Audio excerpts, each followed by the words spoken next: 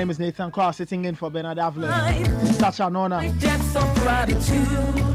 Bringing you the biggest breakfast in town. Many thanks for joining us. Let's have breakfast. Join us via the number 0549986996. On Twitter at Citi973, hashtag CityCBS. And you can listen to us globally on citynewsroom.com. Yahweh, why you're in Santa, may the meditations of my heart be acceptable to you. Yahweh, sounds of Dinah Hamilton. She calls this one meditation. Start off with our business sense. Do the talking, and though I speak no words, may my heart of gratitude be high. And our wise words this morning. Speak no words, my heart. All the business sense brought to us by ADB. ADB is bringing you the Payday Plus. You can access up to 10,000 CDs or 80% of your next monthly salary. And there's no interest on repayments within 30 days. So your money hits your account the same day. You can call Meredith on 0243 273 369 or now on 0244 284 197. ADB truly a great and more. John F. Kennedy sharing with us a few wise words on our business and says leadership and learning are indispensable to each other. Leadership and learning are indispensable to each other. Meaning if you want to lead, you have to learn, and you can't learn if you don't want to lead. So the two go together. If you want to lead, you have to learn. You have to learn how to deal with your own self. Learn to master yourself. Learn to understand what it takes to lead, and then you can do a great job at leading. That's our business sense brought to us by ADB. ADB truly a great and more. Coming up next is the newspaper review. This is the Citi Breakfast Show. We'll be right back. Don't go anywhere. Why would you want to be caught up in this? Madam, what is the meaning of this? Oh, we are trying to resolve. Why can't I use my Visa card here? What is that? Let me get back to you shortly. Or this? What sort of embarrassment is this? Sir, I apologize for the inconvenience. I finished shopping and they're saying I can't use my Visa card to make payment. What country are you in again? Why? Don't be caught up in this mess. Use ADB's Visa prepaid card wherever you are in the world because it's fast, safe, secure, and reliable for all your online payments and transactions. You don't need to have an account with ADB to get your ADB Visa prepaid card. Hello? Hello, can you hear me? I'm at the stadium in Qatar. My card is not working. Sir, I'm sorry. Which of the stadium? My mother. And who is playing? You know who I am. Don't miss the World Cup experience in Qatar. Just walk into any ADB branch with your Ghana card and request for one now. Call ADB on 0302 210 210. ADB, truly a great and more. Terms and conditions apply. Join the conversation on the Citi Breakfast Show on Facebook at facebook.com/Citi97.3, Twitter at twitter.com/Citi973, and Instagram at instagram.com/Citi973 with the hashtag CityCBS. This is the Citi Breakfast Show, the city's biggest conversation. See, the problem is the latinate voluptuousness of many of our... The what? The latinate voluptuousness of many of our women. And the garlic laziness of many of our men.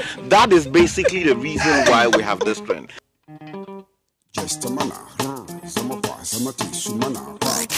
Unleashing the power of relevant radio. This is Citi 97.3. The Citi Breakfast Show. Rise above the noise.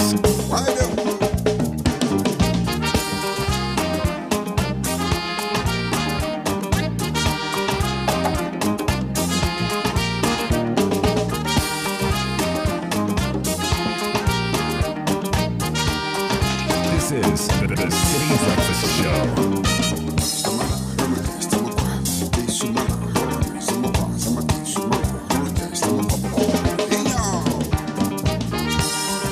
6:35.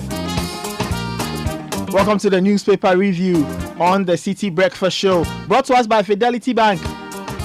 Fidelity Bank is bringing you the Sikaboom promo. Now, these days when there's not a lot of cash in the system, you can win 100,000 cedis in the grand draw. Just go to any Fidelity Bank, deposit and maintain 300 cedis and multiples of it in your Fidelity account every month, and you're good to go. Fidelity Bank, believe with us. Total Energy is also bringing us the newspaper review. They are the Petroleum Company of the Year. They've won that award 3 straight times by the CIMG or from the CIMG. They are now in the CIMG's Hall of Fame for petroleum. And they promise to give you all the best in terms of products and services that meet your needs and expectations. So please keep being friends with Total Energy. And the segment is also brought to us by Kelchaco Toothpaste. Happy smile. Let me welcome the gang. Kokui is here. Kokui, hi. Good morning. Good morning, Obudai. How are you, Obudai? I'm alright. I want to do something, but I need more voices to join me. I need more voices to do it. I need more voices to do it. And so I need like a whole chant, a whole shout. Because are you ready? Okay, say good morning again. Good morning, Kokui. Good morning!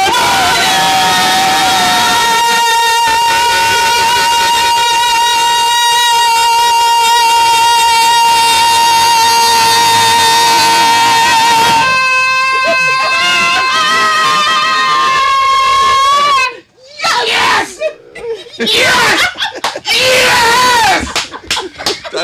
You see, this year's it is not that Skye is back on the newspaper review. This year's he has been holding it since he wrote his last paper. This year's his last paper. But he couldn't scream it now. You know the Ghana Law School if he was weird. You are not of good character. So Skye did not want to exhibit bad character after writing the last paper. So he's exhibiting a bad character. You're welcome. Charlie, thank you, my brother. How's it going? Charlie, come back. Good man. Charlie, I love that hug. Charlie. No, Charlie will be big man. Yeah, and the sister you deliver. Good morning, welcome, wisdom. Yo, it's like 2 words of ever, Charlie. Oh, boy, improve it. Charlie, I'm back at Nibi. Yeah, be so. Oh, Charlie, Skye. It's so good to see you. It's so. The way you people smuggle me into the studio be some way. Nathan. Oh, it be so. Charlie, are there for you, Coach? No, I did that. Yeah, I'll talk for that. Yeah, because the 2 days a peak on I don't want to make some challenge, some way.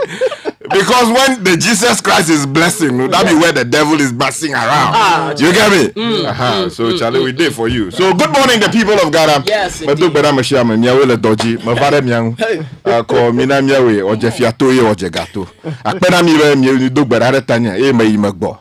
My Fifi am oba pamagbere ya fudo jaja. Mamaro. Ya kpora la ka fu dog ya. That Coco. Yeah. The man they give me the appellation, yeah. Skye, how are you doing? Charlie. Oh, you've got the Monday started with vim. Maybe so. Yes, that's how it has to be. Yeah. That's what we need. Yeah, so need a boost. Yeah, Right, Charlie. So the newspapers they yes. Yeah. Then you've gone and come back. The papers are still here. Yeah, Charlie. Anyway. Okay, so the big story on the front page of the Daily Graphic this morning is use of Ghana card for voting. NIA and the Electoral Commission system integration on course. This is according to Professor Ken Atefa of the NIA. Also, the big story on the paper this morning as 2022 World Cup kicks off.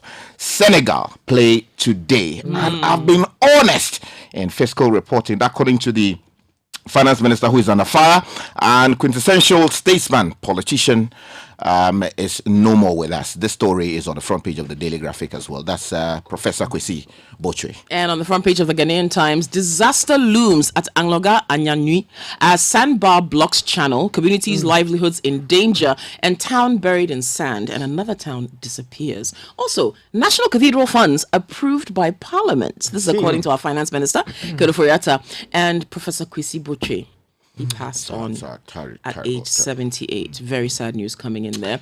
And support the finance minister on the budget statement, Dr. Asibe Yeboah is saying. That's all on the front page of Ghanaian Times.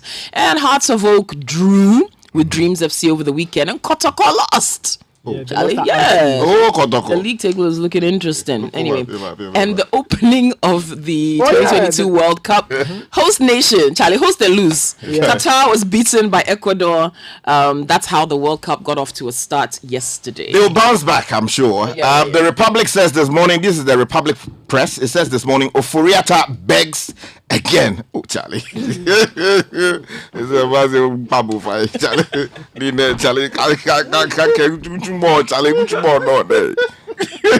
Kwesi Botchwey is dead, is also on the front page this morning. And another story that says economic uncertainty is affecting city strength on fiscal factors. Again, quoting the finance minister, Oforiatta. And the Ghanaian Publisher front page, finance minister confounds his critics. Also, blanket-free SHS is unsustainable, according to Professor Adai Mensah. Couple builds accident and emergency center for Riawasu Government Hospital. And the NIA boss, that's Professor Atifa, and his wife are suing ex-staff for defamation. So on the front page, there's a story here. I don't know whether to call it NYA or Nya. One of them. The headline is on the front page of the Anchor newspaper. It says, abandoned Nya Sports Center rotting away. That's one way of reading it. Another way of reading it, which I believe is the proper one, is abandoned NYA Sports Center rotting away. But if you see Nya NYA in the same sentence as rotting away some way, I think that there's a pun in there that works. It's intended or unintended. Also, there's something here. Deputy Minister engages Newmont and Kenya's youth after bloody clash in that part of our country. And then also, fake investors are milking agri sector dry. This is coming in from some entrepreneurs. On the Chronicle front page, Oforiatta shoots down minority claim and insists Parliament approved payment for Cathedral. Also, Miracle Duka calls for peace at Ahafo Mines. NLA reconnects with the Mother Authority in Malta. KOA admits, that's Ken Oforiatta. He says, yes, I failed to pay in all of the 5% revenue into the District Assembly Common Fund. And the Inquisitor says this morning, show of sympathy as Asibe Yeboah begs for Oforiatta. And Energy Minister speaks solidly for Africa at COP or COP27. Okay, before I move to the final, let me give you the Chronicle scripture, John chapter 8, verse 45. But because I speak the truth, you do not believe me. And on the final front page, Oforiatta acquitted himself creditably, showing that he did not mismanage the economy. The Black Stars players and technical team signed a code of conduct to avoid Brazil debacle. Yes. Oh, really? Yes, they had to sign something saying that basically they'll be of good behavior. It will be a tragedy not to use Ghana card to vote in 2024, says Professor Atifa. And Republic Bank Ghana MD interacts with staff. And finally, the Herald newspaper says this morning, Ghana committing economic suicide with delayed 2023 budget, says Dr. Asibe Yeboah as he pleads for clemency from NPP MPs. Also, Finance Ministry runs into 3.8 billion CD Common Fund arrears. And a story here talking about Jerry Rawlings' PNDC generation dying, referencing Professor Kofi. Okay, a couple of papers left here. The New Publisher, Parliament boycott. Allow Oforiatta to present budget. Dr. Asibe Yeboah begs majority MPs. Government reviews digital economy policy. And historic, NLA reconnects with its Mother Authority. Also, Gabriel Trudako eulogizes late Kwesi Botchwey. And finally, the New Crusading Guide, sacking Oforiatta risky. Says Dr. Asibe Yeboah, yes. Ken Oforiatta paralyzes critics. And more stories on the front page of the New Crusading Guide. Okay, if you go online, citynewsroom.com says NIA begins registration exercise for refugees living in Ghana. Kandapa is warning terrorists may take advantage of galamsey activities in Ghana. On the issue of World Children's Day, 1.2 million children in Ghana not attending school. Wow. That's according to the Ghana Statistical Service, and we are doing all we can to restore economic stability. That is coming from the president, Nana Addo Dankwa Akufo-Addo. And a political science lecturer is telling small parties merge to end NPP NDC duopoly. Okay, so that's those are some stories coming in from citynewsroom.com. If you go to citybusinessnews.com, They also have some stories. Give timelines on no Forex directive, GUTA to government. MSMEs, Consolidated Bank is telling us MSMEs no bookkeeping, no access to finance. And Finance Minister hints of favorable budget to revive economy. And if you go to other online portals, My Joy Online, for example, they also have a raft of stories. The GFA spokesperson is saying over 2,000 Ghanaian fans expected in Qatar to cheer on the Black Stars. We wait to see if they'll go on the state's account. Chief, 2 others allegedly shot dead by unknown assailants. And law lecturer says you are entitled to damages if your tailor fails to sew your Christmas dress on time.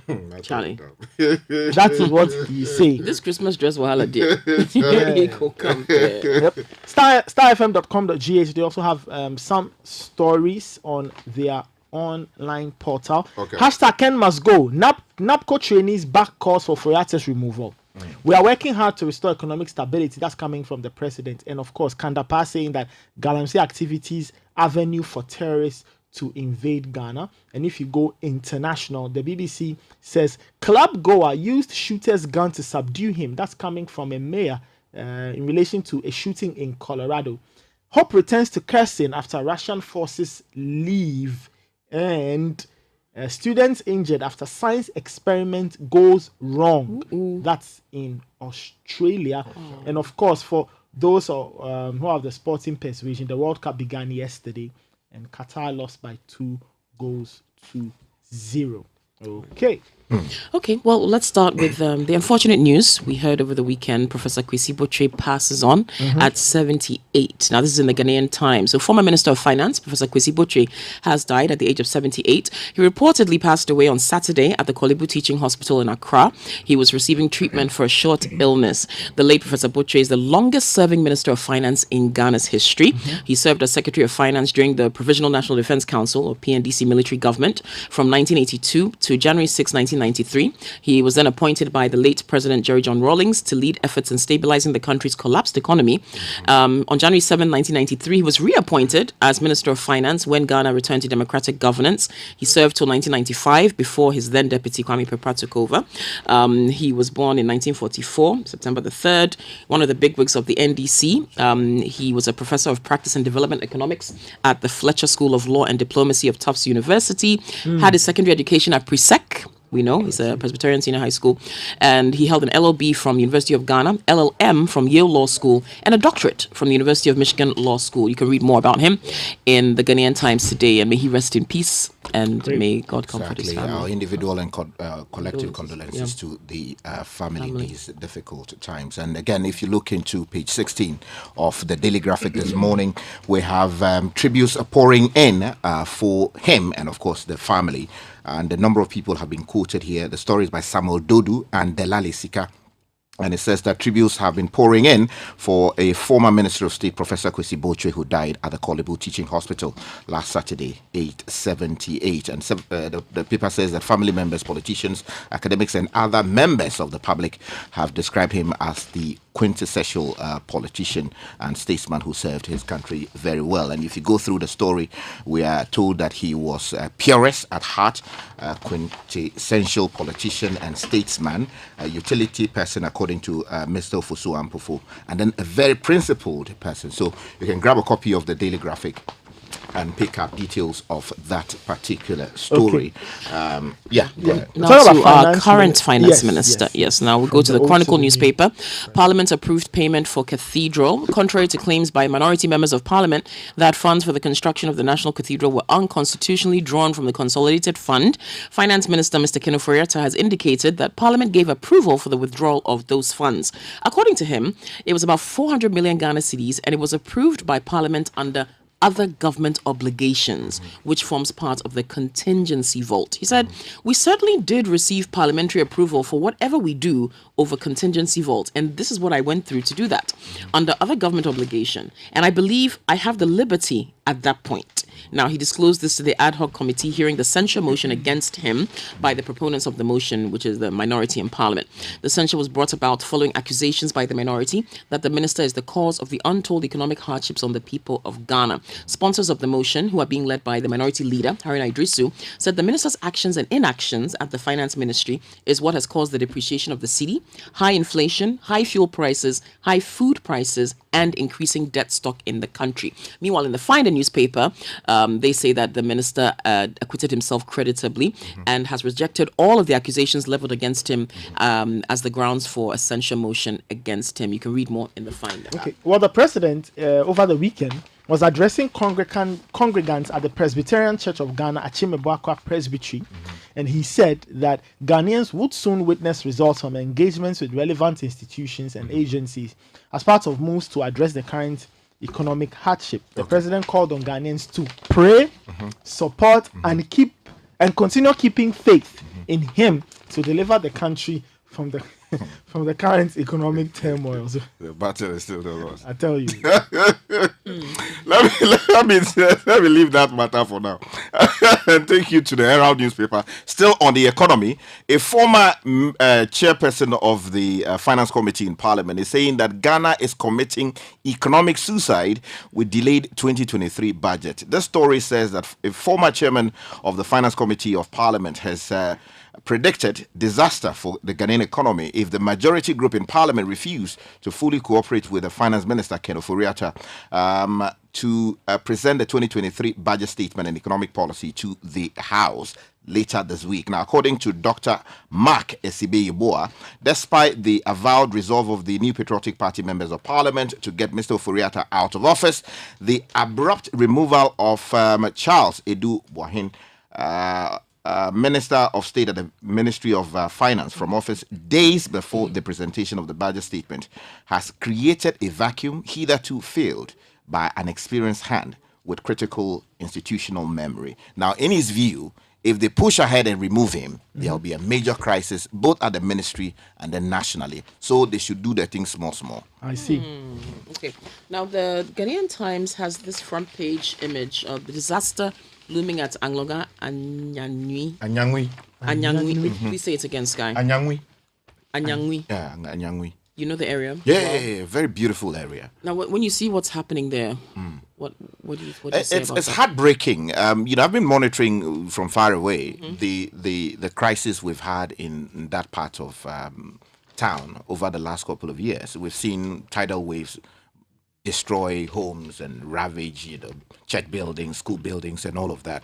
And it would seem that we've been slow in terms of responding to the problem. I think it's about time the government started seriously looking at what to do in order to address the concerns of the people. Yeah, well, that's in the center spread of the Ghanaian Times, and it's their front page banner headline. The coastal communities along the Anglonga Anyangui channel of the Volta Lake are appealing for help. A sandbar blocked the channel linking the area to Adafua in the Greater Accra region.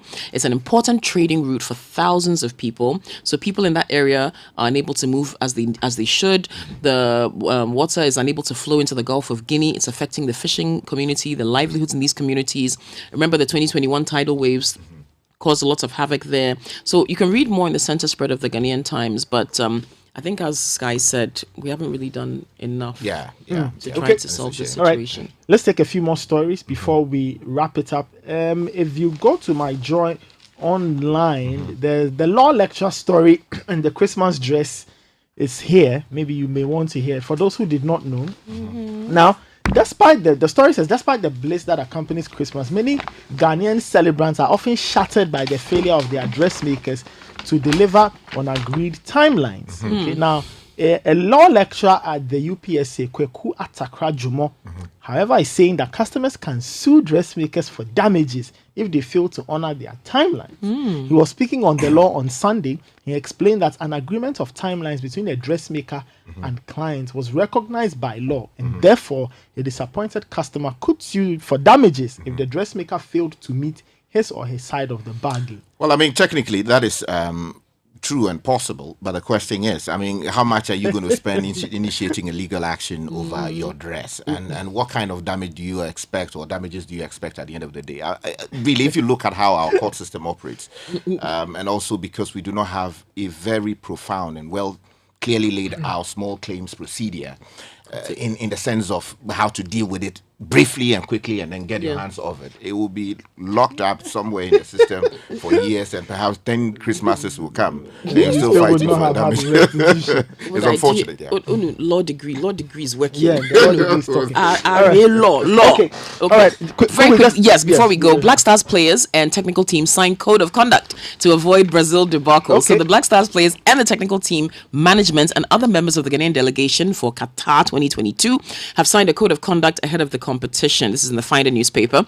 A dispute over players' appearance fees and indiscipline blighted Ghana's performance in 2014. We all remember that image of John Boy kissing the money. But the code of conduct signed by the delegation on arrival at the team's training camp in Abu Dhabi is expected to prevent what happened in 2014. So the team is expected to be ethical, respectful, honest, display a very high level of integrity, and uphold the good name of the Black Stars, Ghana Football Association, and Ghana. All right, we'll see how that one plays out. But that's how we end the newspaper. Thank you very much, Richard. Thank you very much, Kokui. Coming up next is the City Business News. Up next, we asked some Ghanaians what they would do if they were blessed with 100,000 Ghana cedis. Hey!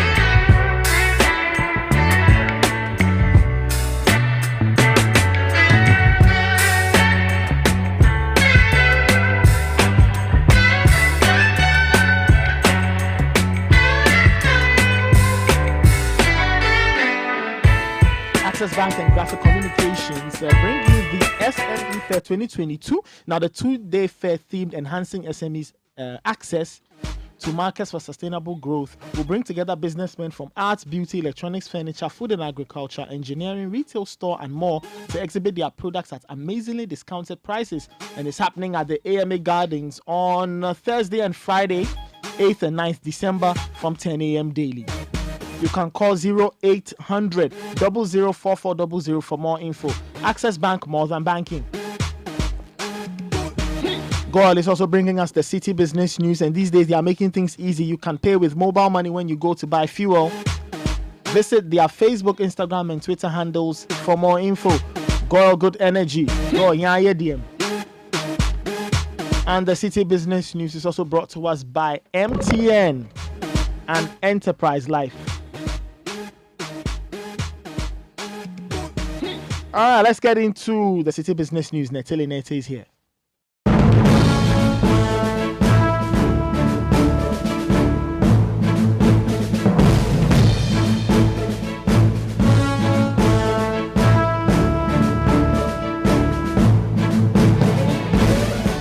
Hello and welcome to the breakfast edition of City Business News, proudly brought to you by MTN, Goil, Enterprise Life Your Advantage, Access Bank, more than banking, and powered by your most comprehensive business news website, citybusinessnews.com.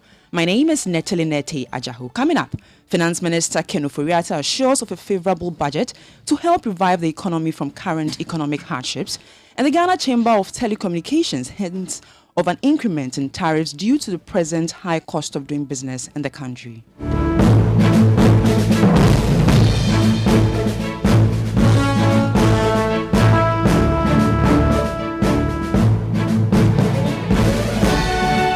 Let's settle for details now.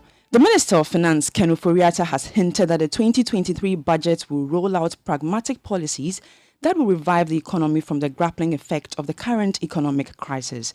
Ken Ofori-Atta is expected to present the 2023 budget statement before Parliament on Thursday, November 24, 2022. The budget forecasts government's expenditure and revenues for the ensuing year. There have been concerns about the delay in its presentation due to government's negotiations with International Monetary Fund, IMF, for a $3 billion support. He made these comments when he appeared before the Parliamentary Ad Hoc Committee. The 2023 budget will contain policies directly aimed at tackling these vulnerabilities. Honorable co-chairs, I am aware of the enormity of the challenges we face. I am aware that lives and livelihoods need to be protected. We have a well-consulted plan and the commitment to address this economic challenge. The Ministry of Finance and I have been working hard 24/7 to quickly restore market confidence and ensure economic growth. We are nearly through the IMF negotiations. I am confident that once we conclude our debt sustainability program and secure a fund program, the nation will next year see the stability and fiscal space that can spur us back onto a sustainable economic recovery and growth. We should endure considering on the investments we have made in all sectors. That was the Finance Minister, Ken Ofori-Atta. Meanwhile, the Ghana Union of Traders Associations, GUTA, is calling for the introduction of measures to check the high taxes being paid by businesses in the country. President of the Ghana Union of Traders Association, Dr. Joseph Obing, maintains that authorities need to make the business environment more friendly. Dr. Joseph Obing spoke to City Business News on the sidelines of the second annual general meeting of the Association of Customs House Agents Ghana in Tema.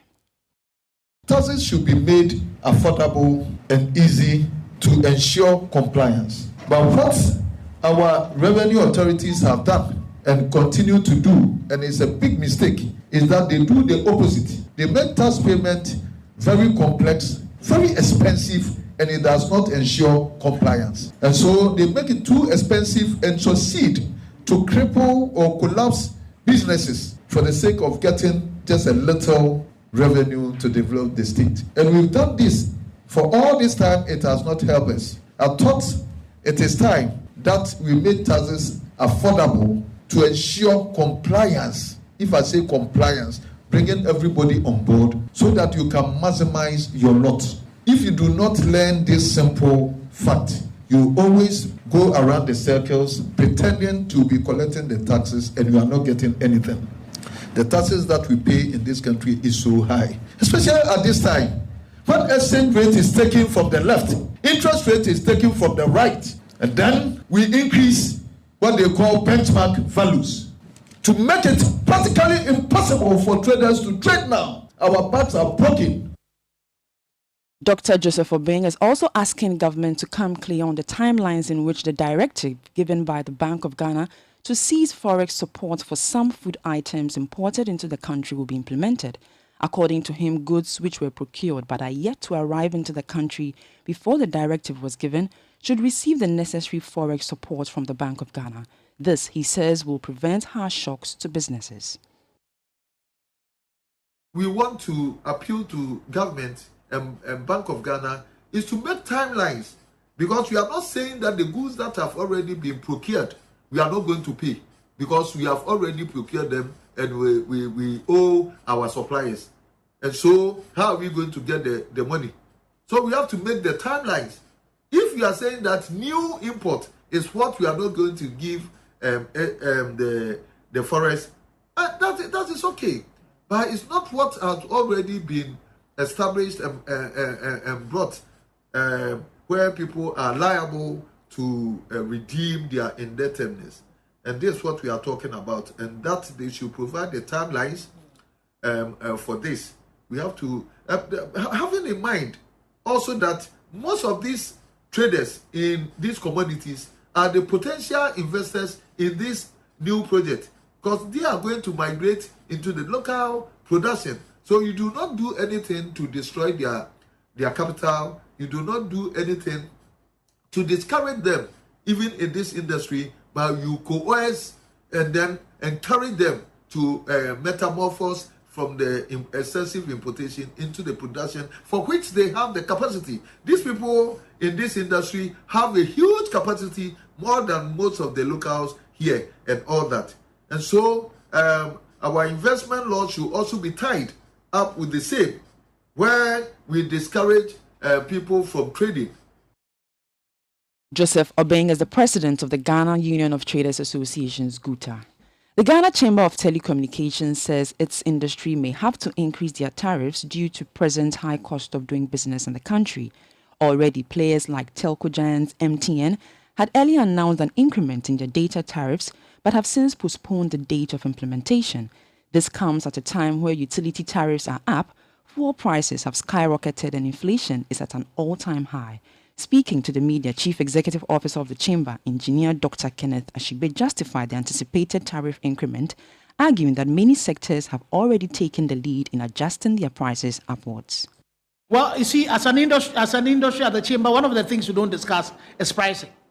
We don't talk about pricing, so I don't know what individual members will do. But if you consider the fact that the cost of doing business have gone up, even the Water Producers Association have met to increase the price of water. Even the market women have. I don't know the media. Have you increased your advertising cost? I'm pretty sure you have also increased it. So naturally, what is going to happen? The industry has to increase prices, because the cost of doing business has gone up. But the individual ones, I will not be able to talk about that. That was the Chief Executive Officer of the Ghana Chamber of Telecommunications, Engineer Dr. Kenneth Ashigbe. The minority in Parliament is advocating a review of government's Planting for Food and Jobs program to make it more efficient. This comes on the back of the introduction of the Planting for Food and Jobs market by government to help cushion Ghanaians and mitigate the impact of rising food prices on the market. Commenting on the policy, ranking member on the Food and Agriculture Committee of Parliament, Eric Opoku, called for appropriate interventions to also help curb importation and stabilize the local currency. We want to see very concrete, sustainable measures that will bring down food prices in the country. You know, whenever fuel prices go up, it also affects food, because you have to transport the food. Now, you are cutting plantain, and you are saying that you are paying for the transport to make it cheaper. What about other food items? Now, if this is the approach to bring down food prices, Christmas is approaching, and people are also complaining that eggs prices have gone up. So minister will be selling eggs. Is that the case? No, let's be realistic. It's too shallow. So the first thing we have to think of is how we can produce enough to feed ourselves. Because if we are unable to produce the quantities that we demand to survive, obviously we have to import from other countries. And when you are importing, the exchange rate becomes a very good measure. And so that is the first challenge. So I was expecting that the government will look at how to stabilize the exchange rate, how to bring it down so that some of these imported food prices will also come down in the local market. So what mechanisms are we putting in place to arrest that? If you want to subsidize agricultural products, you must subsidize production. The cost of producing these food items is very, very high. Eric Opoku is the ranking member on the Food and Agriculture Committee of Parliament. Now on the interbank foreign exchange market, where banks trade amongst themselves, the dollar remained unchanged and is selling at 13 cedis 11 pesos. The British pound gained 17 pesos and is selling at 15 cedis 62 pesos, and the euro lost 3 pesos and is selling at 13 cedis 58 pesos. However, at some forex bureaus, the dollar is selling at 14 cedis 70 pesos, the British pound is selling at 16 cedis 95 pesos, and the euro is selling at 14 cedis 95 pesos. Let's now join Gideon Amwenichi of Data Bank for the latest updates on the stock market. Last week, price gains in Trust Bank Gambia and MTN Ghana drove the stock market indices higher. Trust Bank Gambia traded higher by 8 pesos to 68 pesos, while MTN Ghana moved up by 1 peso to 88 pesos. Also, New Gold featured on the gainers list, advancing by 40 pesos to 265 80 pesos. The Ghana Stock Exchange's Composite Index closed the trading week higher, reducing the year-to-date loss to 11.71%. Likewise, the DSI 20 index moved up, reducing its year-to-date loss to 13.27%. This week, based on the demand and supply dynamics on the market, we expect Trust Bank Gambia to close higher, while we tip Gold PLC to trade lower. That was Gideon Amweniche of Data Bank, and that does it for the breakfast edition of City Business News, proudly brought to you by MTN, Goyle and Enterprise Life, your advantage. Access Bank, more than banking, and powered by your most comprehensive business news website, citybusinessnews.com. My name is Netilinete Ajahu. Have a good business day. It's back. It's bigger. And it's even better than before. Coming soon to a shop right near you. Erazi TME. Erazi increment in my salary. This is all I ask this season. Erazi Bwame. Please stop the step.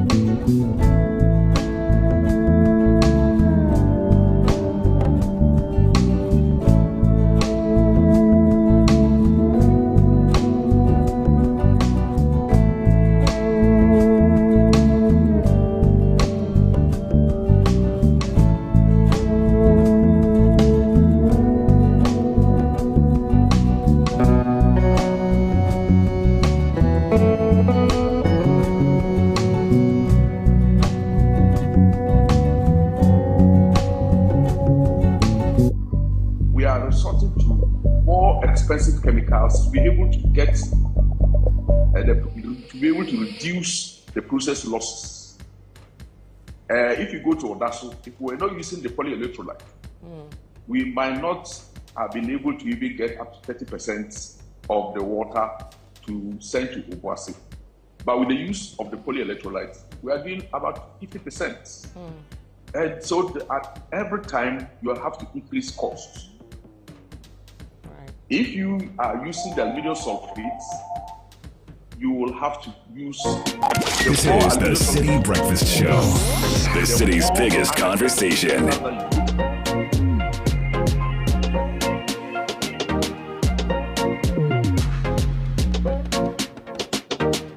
Coming up next is Kickoff, a wrap of the latest from the world of sports. The World Cup has begun. Finally. The next 1 month will be filled with all kinds of interesting things.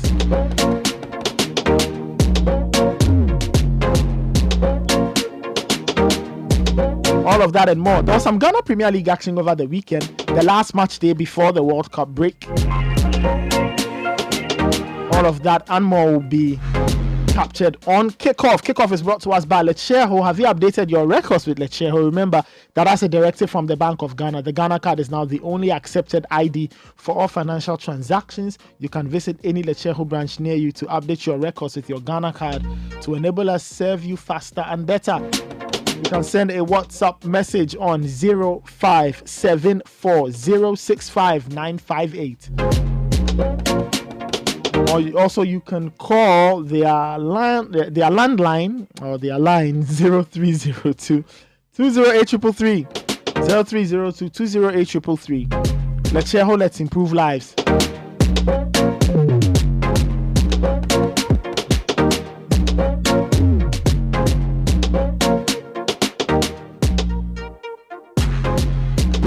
The Citi Breakfast Show. Rise above the noise. Trust the process. The biggest things often start small. No matter where you are now, the most important decision you will make today is knowing where you'll be tomorrow. All you have to do is take the next step, believe in your journey, and go with passion. Because when you go with passion, you go big. You explore the possibilities. You create the tomorrow of your dreams. So come along and let's go big with our passion. Apply for a loan now and power your ambitions. Get plugged in. Let's go big. Powered by Lecheo.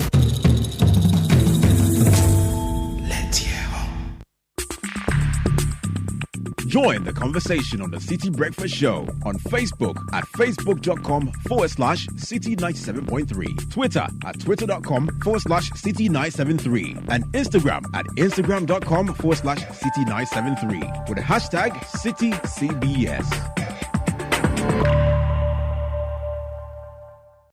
The Citi Breakfast Show. Rise above the noise.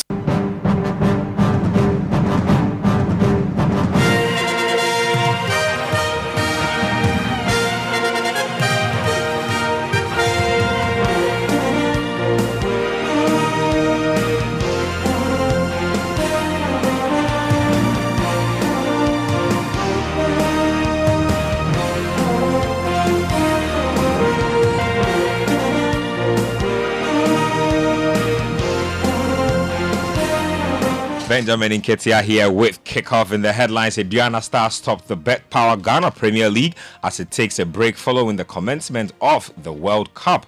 The World Cup enters day 2 with Senegal taking on the Netherlands while England will be up against Iran. In the NBA, the Sacramento Kings have won 6 games in a row for the first time since 2006.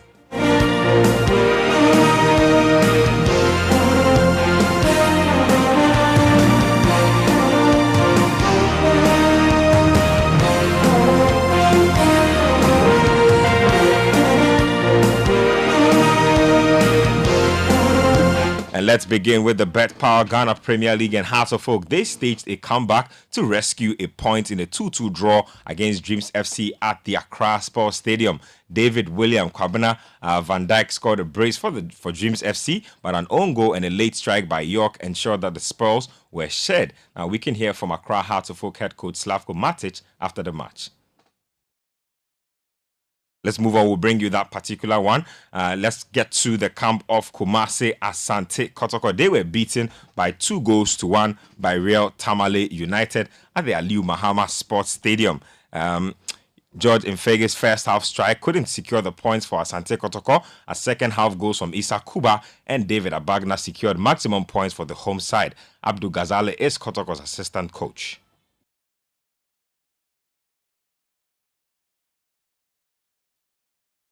We lack concentration in the second half, especially with our four back, and the opponents capitalized on that particular one, and then they overturned the results. In fact, today I must say that this is one of the bad days that we can think of as far as Kotoko is concerned, because consistently our away games we have been doing better. Look at the chances that we have created. So many chances to bury the game in the first half, but unfortunately we couldn't get that particular goals in the second half. And we are punished by that. So you heard Abdul Ghazali. He is Asante Kotoko's assistant coach. Let's now get to Dreams FC for some reaction. And Dreams FC assistant coach Winfred Dorman, he expressed his disappointment to pick up all 3 points. His disappointment in not picking up all 3 points against Hearts. We have to play by 10 men against 11. So Hearts had momentum. They push and they were rewarded with a deflecting goal, so to speak. Then their momentum, roses. And they step up. They managed to get the equalizing goal. But on the balance of play, we have ourselves to blame. Because when House of Oak decided to go high line, we realized that we had a lot of opening, a lot of breakthrough. But we also failed to take our chances. So overall, I think it was a decent result. We came with an objective. The objective was to pick the 3 points. And if we cannot play at 3 points, at least a draw will be enough for us. Because of the circumstances, Dreams FC find ourselves. But I'm very, very, very, very disappointed that we let a 2-0 lead for House of Oak to come into the game.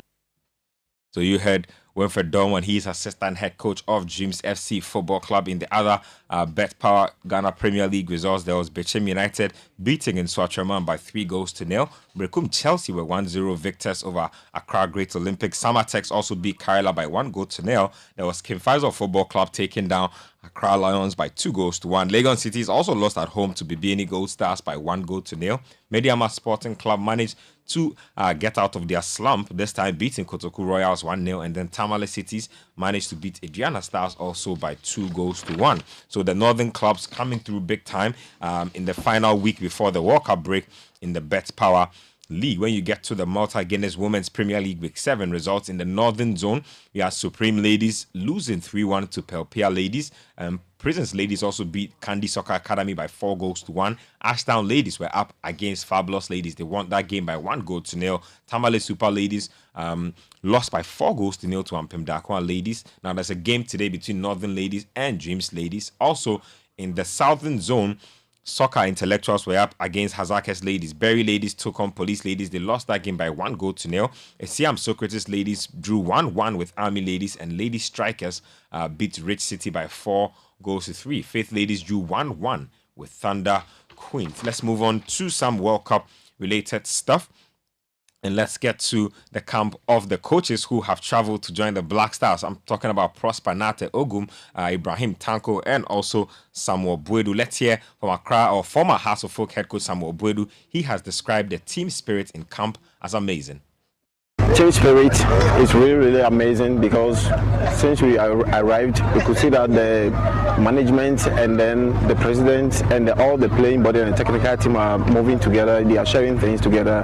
We, the elite coaches, we are here to learn, so that when we go back, we can impart what we taught here to our players over there. So I'm really, really happy about the team spirit. Even in the training grounds, you could see that all the players are moving together. They correct the mistakes, and then they are sharing the ideas together. So I'll give thanks to the Ghana. All I'll say that we need their support to support the team so that we can go far.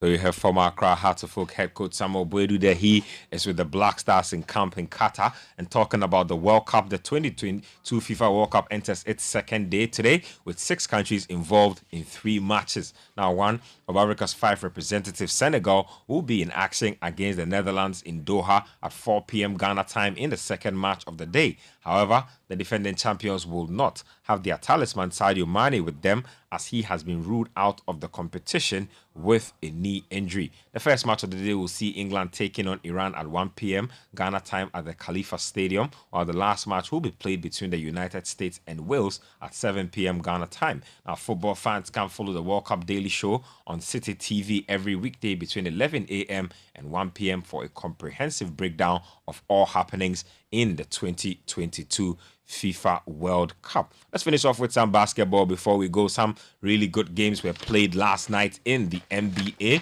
Luka Doncic and the Dallas Mavericks, they lost at home by a single point to the Denver Nuggets. There was also the Phoenix Suns taking on the New York Knicks. The Phoenix Suns made light work of the New York Knicks. 116-95 is how that one ended. There was also a game between the Washington Wizards and also the Charlotte Hornets. The Wizards have been really good this season. 106-102 is how it ended. But the big news was with the Sacramento Kings. They have won 6 games in a row for the first time since 2006. So big streak for the Kings so far. They beat the Detroit Pistons in that game 137-129 is how that game ended. The Brooklyn Nets were up against the Memphis Grizzlies. Kyrie Irving returning to the court after all his controversies. 127-115. He helped the Brooklyn Nets to win that game. And then the Cavs continued to be impressive, beating the Heat. The Rockets were also up against the Golden State Warriors. The Rockets were at home for that game. They lost to the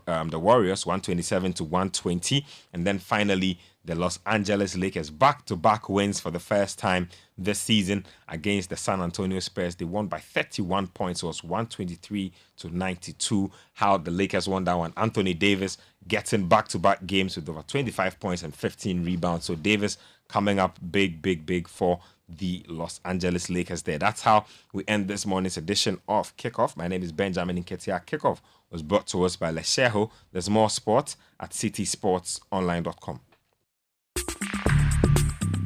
Join the conversation on the Citi Breakfast Show on Facebook at facebook.com/Citi97.3, Twitter at twitter.com/Citi973, and Instagram at instagram.com/Citi973 with the hashtag CitiCBS.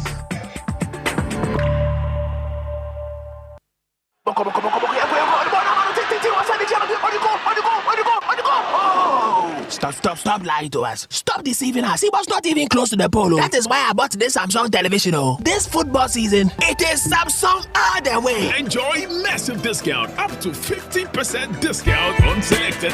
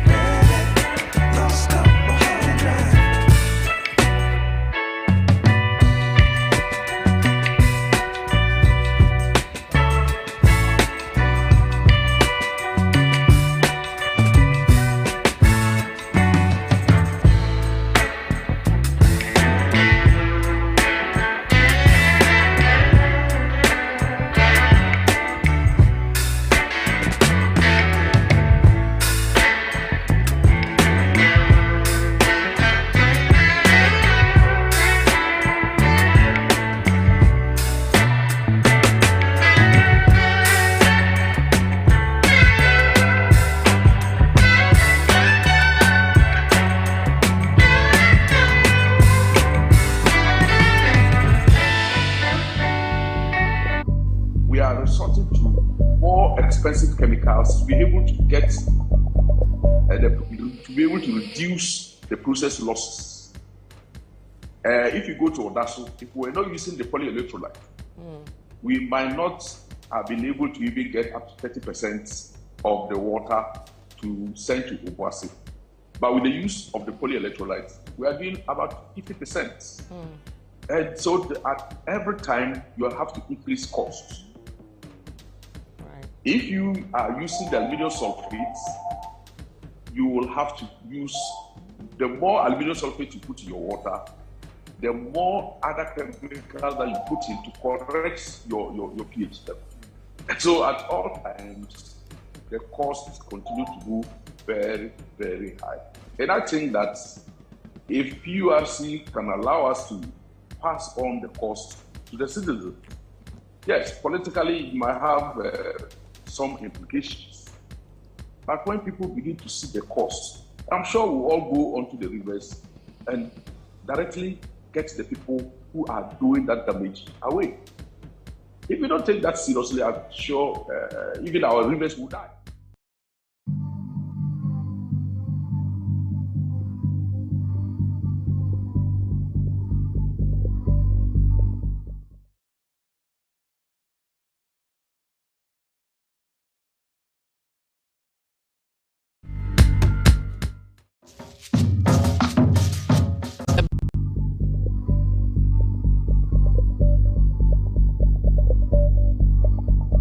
And now over to Kuku, I will be never go back 5 bags. What will hook up for 1 bag? I will talk.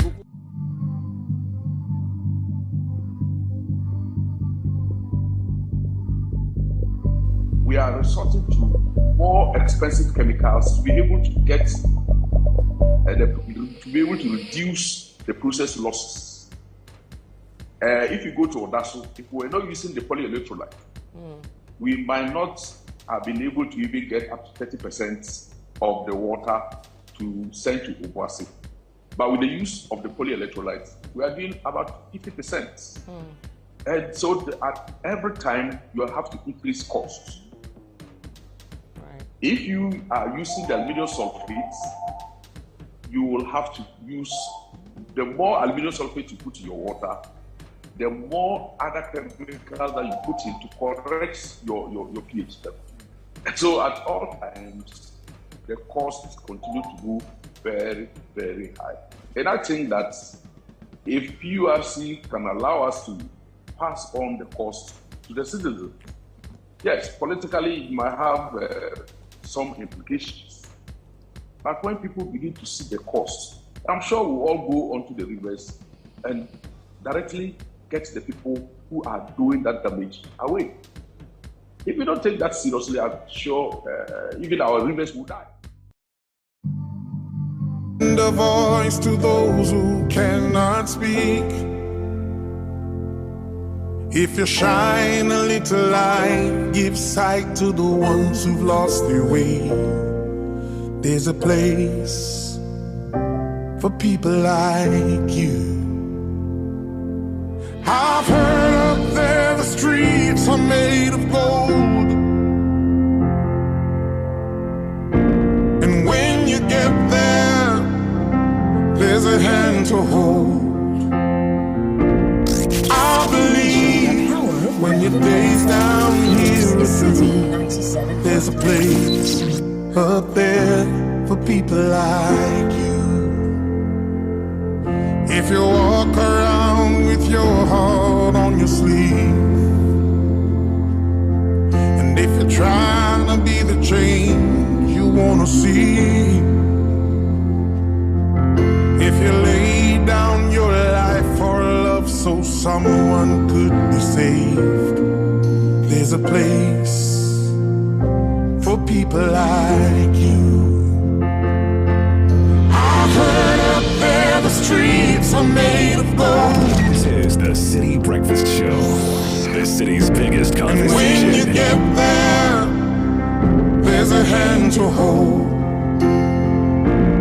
I believe when your days down here are through, there's a place up there for people like you.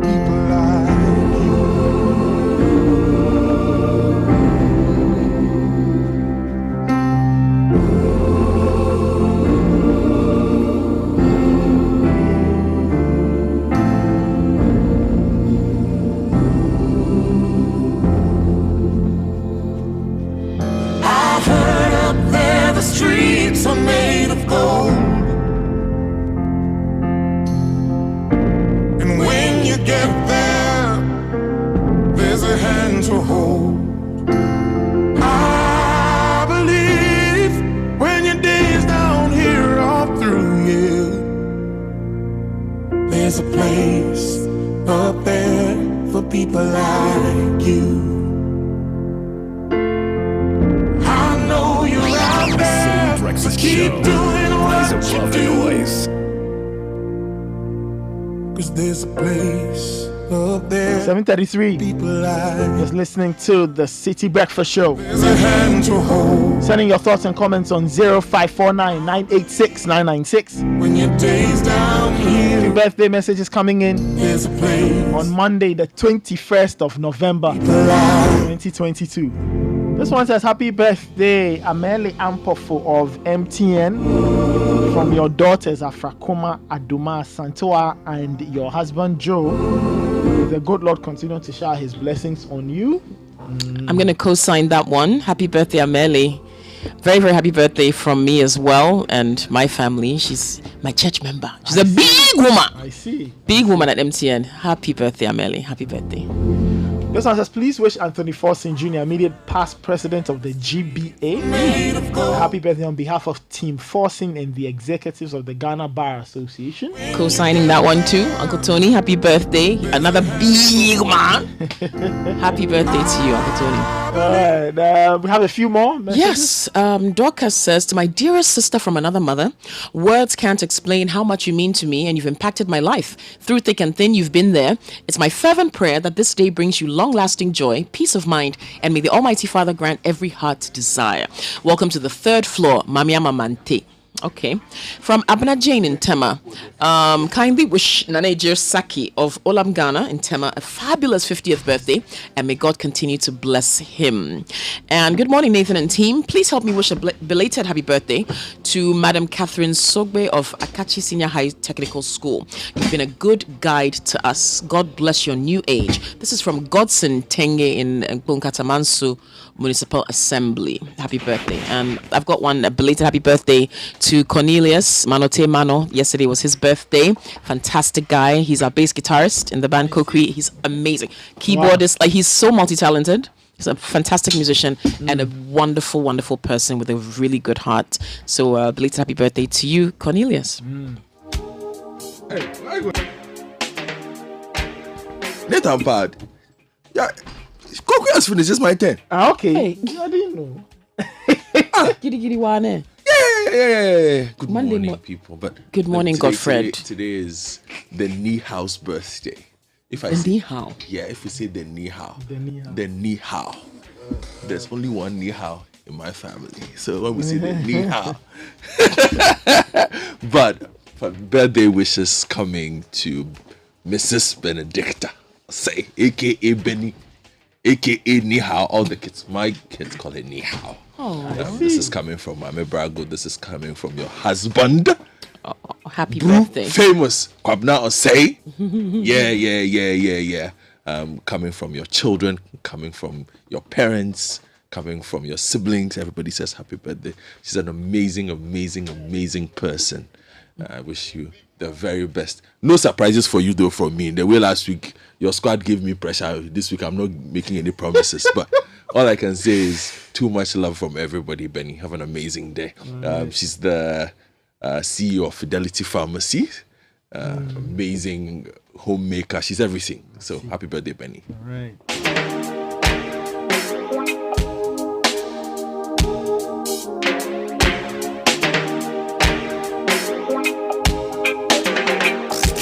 Unleashing the power of relevant radio.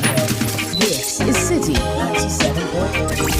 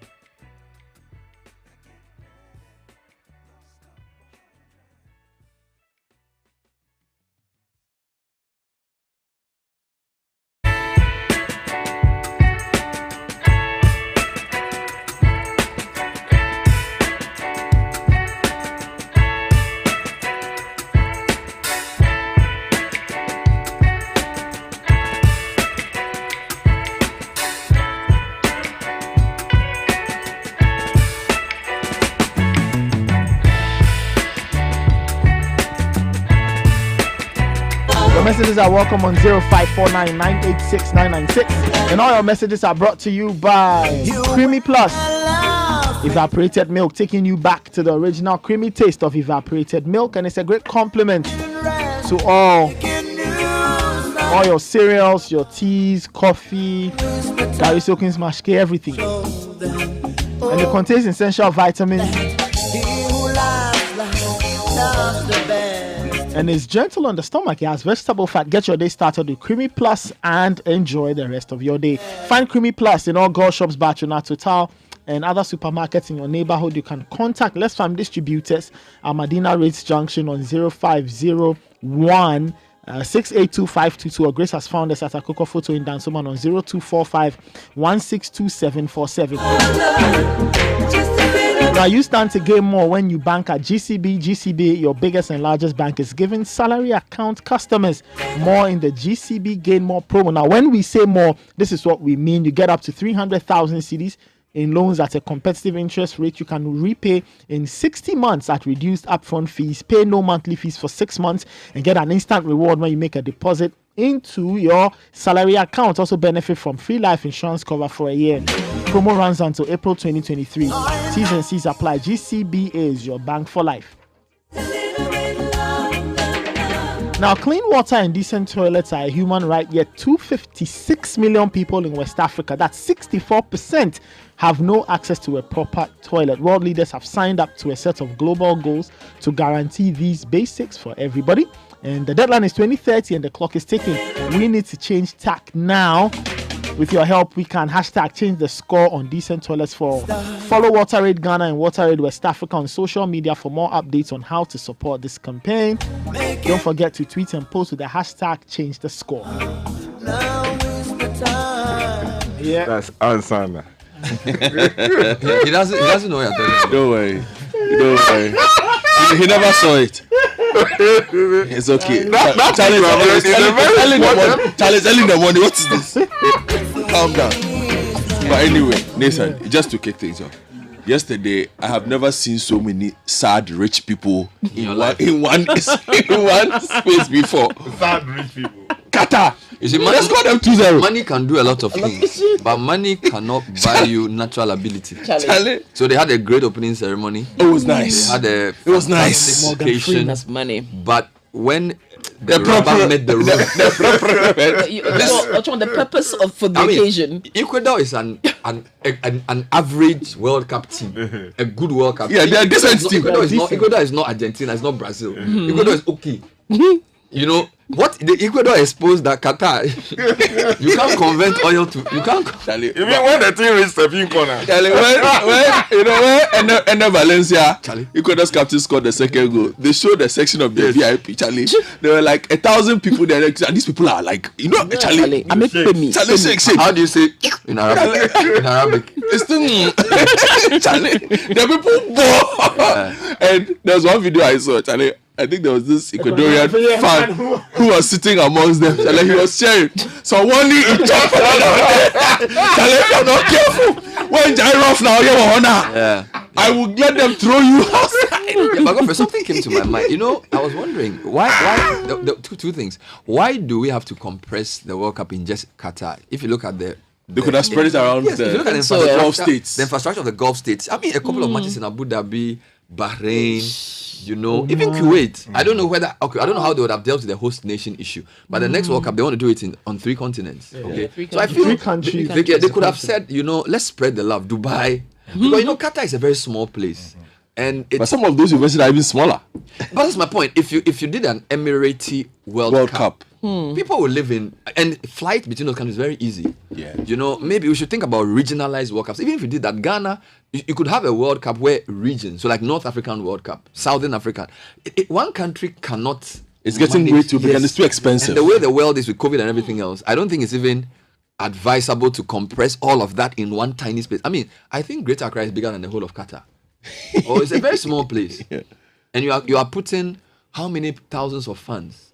So I don't know. Yeah, but for me, just general comments.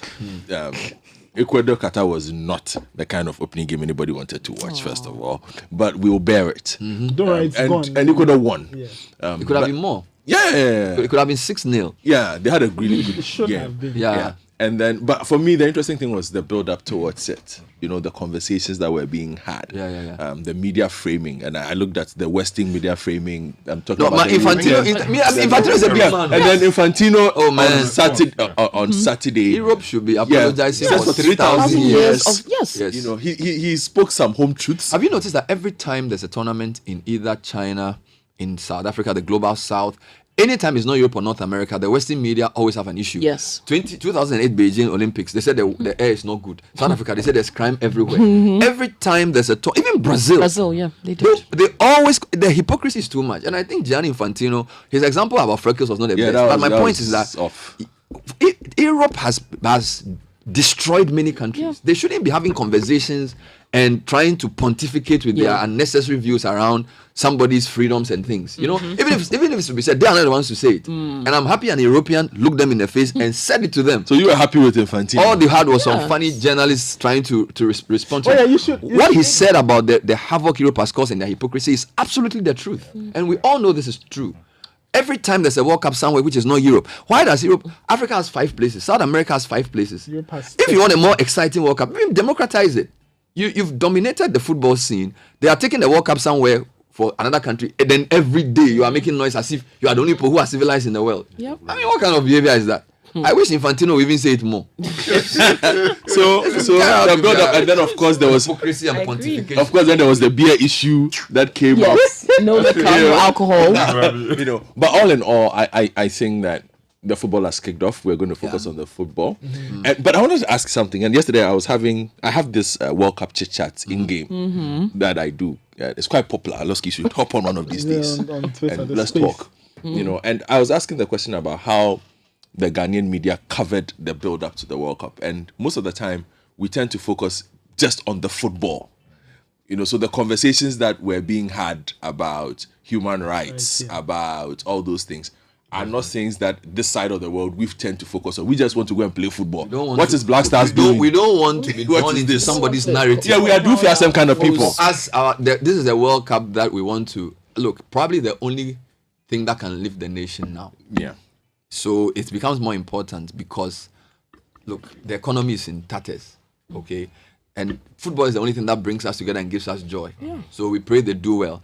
I don't expect our build up to be framed by European media's views around somebody's rights. And I'm not saying those rights are not important. I'm saying the person announcing those things, the motive should be looked at. So how did Ghana media cover?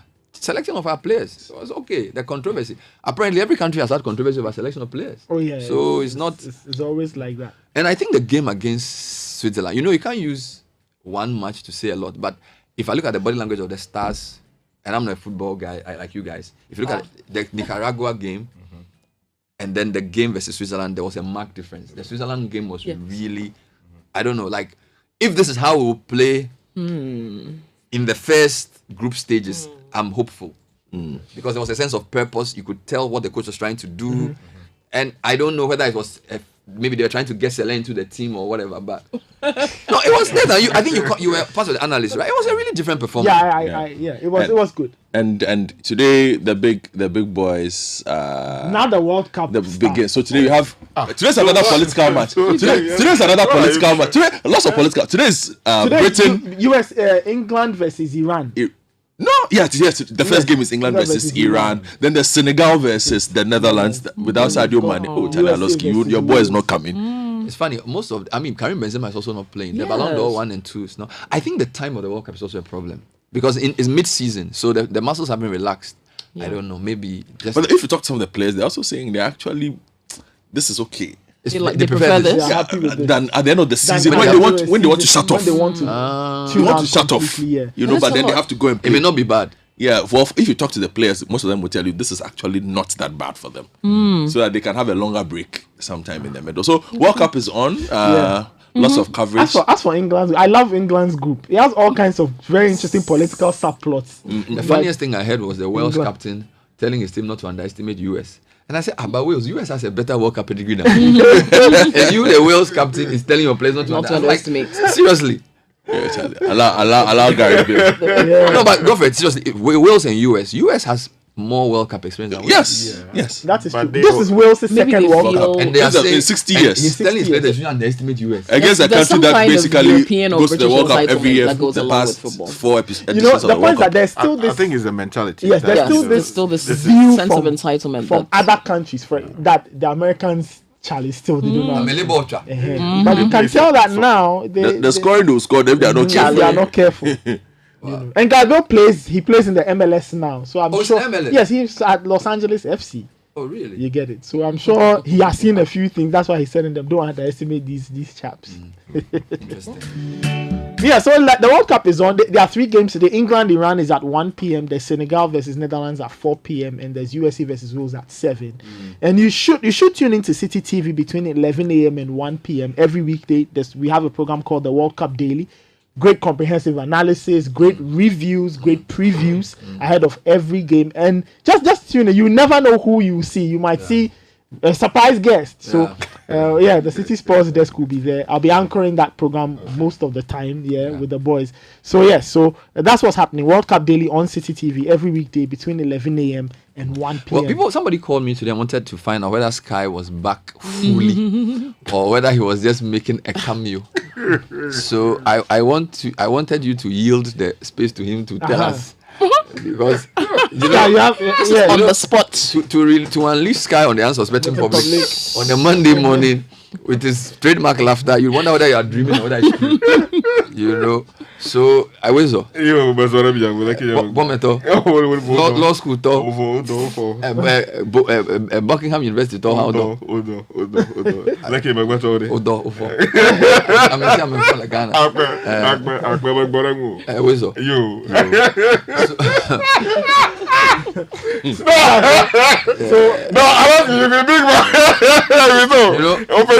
Skye speaks elective error.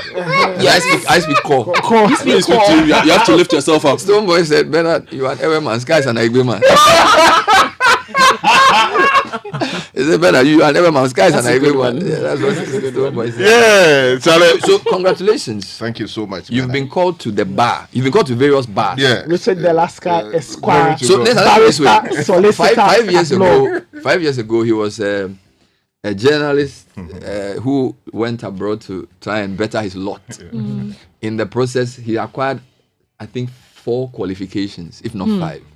So he has an LLB, which he got from Buckingham University. And if I'm wrong, correct me. That's correct. And then, with distinction, he has an LLM. He has 2 LLMs. Okay, the 2 areas, one is in financial crime and something, and one is in international something. So he has 2 LLMs. Okay, so 1 LLB, 2 LLMs, called to the English and Wales bar, and he passed that in 1 sitting. He wrote the exam. Just wrote the exam. You know, when he was doing the Afevia challenge, he went good. He said, Lafia. Macho Ghana, Mama feel UK. So he put on that hat. You know that had the AWM spoken Arabic tongues, and he clocked the paper in 1 sitting. Then he came to Ghana and said, Ghana, they let me hide because Ghana need buy a bag. They go do something. Is this guy in Ghana? So he came back to Ghana. They say he has to pass the last one. Yes. So that one he was quiet. He went sit in the class. When we said, hey, Richie's guy, it's not me. It's my brother. It's my uncle. So he started in that class. And he wrote the exam and also passed in 1 sitting. So now he's been called to the Ghana bar. That was last Friday. So he left as he's of good character. He left as Richie Skye. He's of good character. Richie Skye. He's back as Richie Skye. LLB. LLM. Esquire. What else is the title? So you added the Esquire today, so it's called Richie Skye. So ladies and gentlemen, Richie Skye has returned. And you know, one day I'll read the letter he wrote. When he was going, he wrote a letter. When he was coming, he wrote a letter. Some man has the 2. So when he comes, he will read both. The letter was like 3 pages. Really? And the letter was numbered. So, it was a missive. So, you know, if I didn't know, we're talking, someone say if he didn't know Skye went to do law, now we know. Now we know. Because when he was going, he wrote a normal letter. Yes, and then when he came back, the letter was bulleted and paragraphed. Seriously, with references. What is all this? Skye, do you have anything to tell the court? What is all this? Godfrey, the guy write letter to some men where he bullet the letter, where he put like reference and things bibliography. So you are back. Are you back? Are you a legal journalist or a journalistic lawyer? What are you? Something. Are you a legal journalist? You know, journalism is my first love. Thank you. And when I was leaving, so you left the economics. No, the economics is still there. Okay. When I was leaving, I promised that I was going to come back. Yeah, man. So I am back. You're back. Yeah, and but I mean that's a beautiful one. I'm so grateful to the management and staff of Citi FM for all the support that I received when I said that it was about time, to go and pursue further studies. Many people don't know that in 2017 I had a car crash, and that put me in hospital bed and at home for close to a year. Yeah. When I was off air, I heard all kinds of things. That, a new government had come. And he has run away.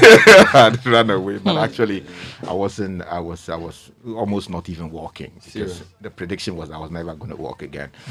But Bernard was a brother together with Mauli Chikata and the rest of the team. They came to my home almost every 2 weeks to pray for me. And that was really helpful in the recovery process. Yeah. And so when I started walking again after medical interventions and physiotherapy, a scholarship that I had received. In fact, the day I received notice of the scholarship, that was when I had the accident. Wow. So I was to go and study in the UK. The devil is a bad devil. But God is a good God. Yeah, in economics. But then, nothing happened. Yes. So towards the end of the year, I had received communication of some application I had made that they wanted to give me for international relations at Buckingham. Yes. So I wrote back to the school and told them that, look, they should change it to law. Thank you. So they amended. He wants to face the laws well. Yeah, so I could go rest, receive, further attention, and then also do law. And when I spoke to Samens about it, and on this note, let me thank him for his own personal interest. The papacy. Yeah, if he's somewhere. No, he's a big man. He's hiding in the corner. He's a big man. Okay. So when I spoke to him about it, he didn't hesitate at all. He thought it was a good idea, and supported me greatly as a person, and also ensured that the Citi FM team and management put their strength behind me, and I left the jurisdiction to go and pursue. You left the jurisdiction? Yeah. And I must say that 5 years. Personally, talking about Samens, I remember that when I first wanted to go to university, Charlie, I came to his office. That was after I spoke to Bernard. Charlie, I said, Charlie, I'm going to do what do you call it? Public admin. Public admin. Collect your deadline. Get away from my office. I said I was going to do public administration. Public something. Public relationship. Papa sounds like my friend. Get out there with this public. Do you know public relationship? And he will use his left hand. He said, collect your thing, you go and think. So I went, he came back to me and said, look, it will not open my mind the way I wanted. Although it was a great field, he didn't think that I suited that space. So he actually asked me to go and do economics. So I went to do economics at GUTA. And that was my first degree, finished in 2013. And a few years on, I went to the UK to do law. God was good, although it was difficult because of the back issues that I had because of the accident. The initial semester was really bad. It was tough. But as time went on, I picked up. I went to visit Skye in his room, and Charlie, you know those post-it notes? Yes. Hey, just say open it cassette law. There is summarizing. If he reads one book, he summarizes the book on pieces of paper. Then he puts the highlights. It was crazy, and he founded. He didn't tell you something. Skye founded a group called Ubasogu. Yeah, he was the founder and president. So what is Ubasogu? He founded it sounds like a Zulu tribe. University of Birmingham, old students of Ghanaian origin, and invited the vice president to come to launch it. He founded a thing in his room. He wrote letters. The group died with his exit from the. He founded a group, got the group ratified, invited all Ghanaians, invited the vice president to come and launch the thing. So the vice president was invited as a special guest. When he became vice president, so Dr. Mehmet is an old student of the university. He said he didn't know anything called Ubasogu. All the former people from the school said they don't know anything called Ubasogu. But he got letterhead and everything for that. So he then went to speak at their very important graduation ceremony. Yes. Dr. Bamia was a special guest. Yes. But before he addressed that congregation, he passed through Skye's organization. How many members do you have? No. You see, we at the time when we started, we had about 70 something. Now, wow. Really? My presence there, I mean, the school is in contact with me. They tell me that because of you have revived. Yeah, that's right. Like a lot more. In fact, for the very first time in a long while, they came to Ghana. They came to do a special program to thank the members of the former students. Yeah, that's right. So you are the founding president. Yes. I mean, who is your secretary?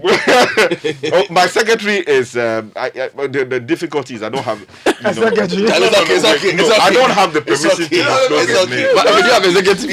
There are executives. You have a constitution. Yeah, there's a constitution. Okay, so have you handed over? I handed over properly. I handed over. Have you handed over the assets of the organization?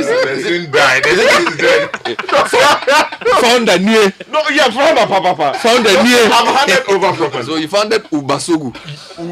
No, help me pronounce that thing. It's Ubisogu. It's even worse. Ubisogu. University of Buckingham students of Ghanaian origin. I'm telling you, it sounds like a clan. Ubisogu, say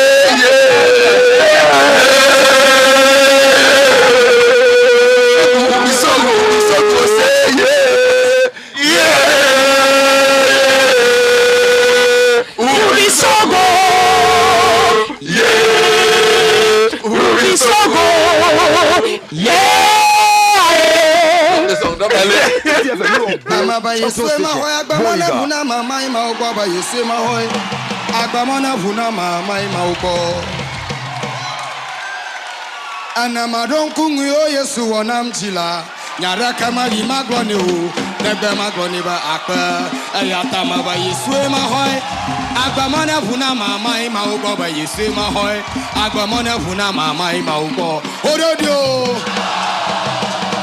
naho. Wow. Coming up next is Tech and Social Media Trends, brought to us by Cowback and Vodafone. Now, Vodafone is asking if you've completed your SIM card re-registration.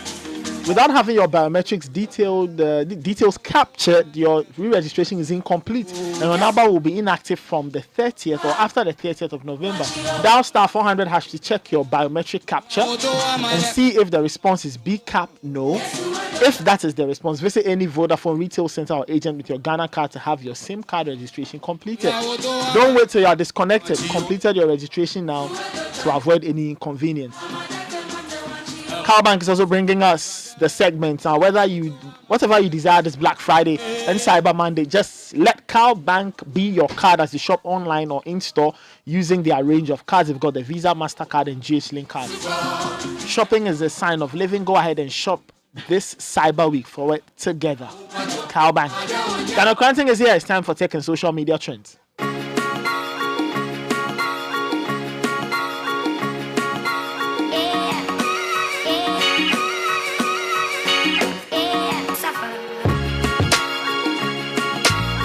Daniel Cranting is here with the segment. Mr. K. Nathan. Yes, sir. City CBS is trending. Thank you. We all know why. Skye is back. The people are excited. We've given the people what they've been wanting. Mm-hmm. Yes, so Skye power. Yeah, serious. He's back. Morgan Freeman is trending. Mm-hmm. Yesterday he made an appearance at the opening ceremony of Qatar 22. The one's voice. Beautiful. Serious. He was with Ghanim Al-Muftar. Ghanim Al-Muftar. Yeah. I think that was such a beautiful moment, Beautiful. That they shared. His voice. Yeah. Come on. That voice is serious. God give me that voice. Hey, Charlie. Very interestingly, I don't know if anybody has ever seen the documentary, The Story of God. Yeah. It's a Nat Geo documentary. Yeah. It was voiced by Morgan Freeman was the narrator. Yeah, and he also played God in Bruce Almighty and Evan Almighty. I think there has to be a contest between Morgan Freeman and Keith David. Keith David also had who has wonderful voice. Who does the best views. Keith David's voice is serious. Then Keith David's voice is also serious. Yeah. I think Morgan Freeman's has maybe a bit more gravitas. Like when he speaks, you're like, you know, like he but for a lot of people who play video games, you would know Keith David's voice, but I don't know it's him. Okay. Yeah, his voice is. Qatar is also trending. Omar Sabruta. Oh yes, Betty. How many years have you had to train? You're expecting a bit more of a contest? Shock. Oh, please, It was too easy. I think that if they had played, there are no easy opponents at this World Cup. For Qatar. No, I'm not saying they should. Maybe they should have played Saudi Arabia. Maybe they should have played Saudi Arabia. They would have had a chance. But you know what they pay me? They say we are the lowest ranked team there, Ghana. They ranked lower than Qatar. Well, the Asian champions. But Charlie, after that, you're like, hey. So but last time we played them, even after they were Asian champions, we whipped them 5-1. We whipped them 5-1. Team Ghana is also trending. Why? Yeah, the hashtags for the official hashtags for the 2022 FIFA World Cup is out. Ghana's official hashtag is Team Ghana. It comes with a beautiful Ghana flag. So when we beat Portugal, you just celebrate. Today has done it again. Hashtag Team Ghana. I see. It will come. And there are the official pictures out too. I've seen them. Beautiful. Really interesting. Beautiful. Lovely pictures. People just threw in the last one from that one. The Dankweku boy inspired one.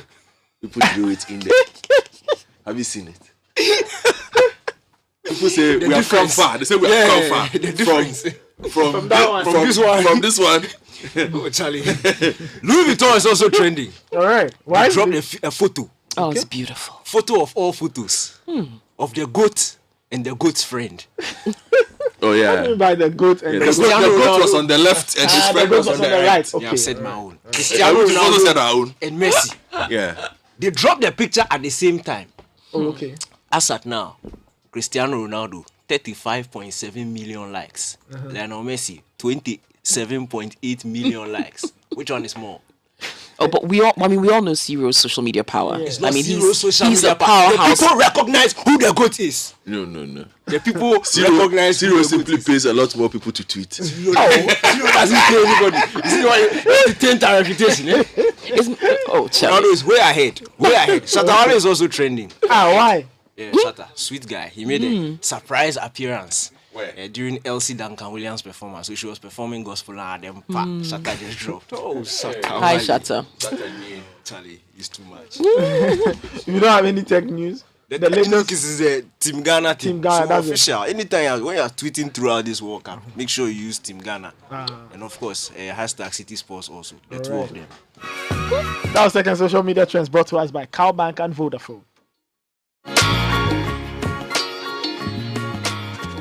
Massa, make you go. You need to go to the bank first before we go and pay for the things. Time no day like that too. Relax. Everything dey in my hand inside. Massa, you need to get the cash. Forget the cash. See, transfer, payment.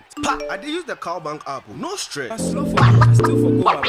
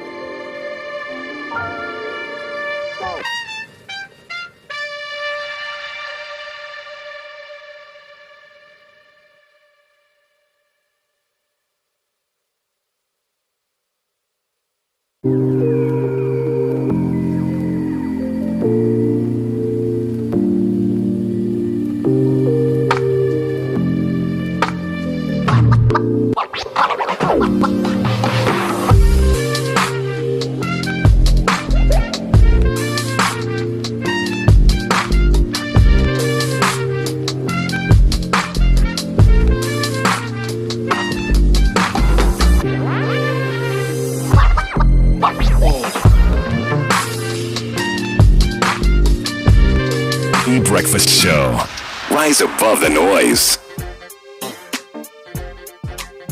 That's right. Reality check, you know what I mean? Street lights, eh?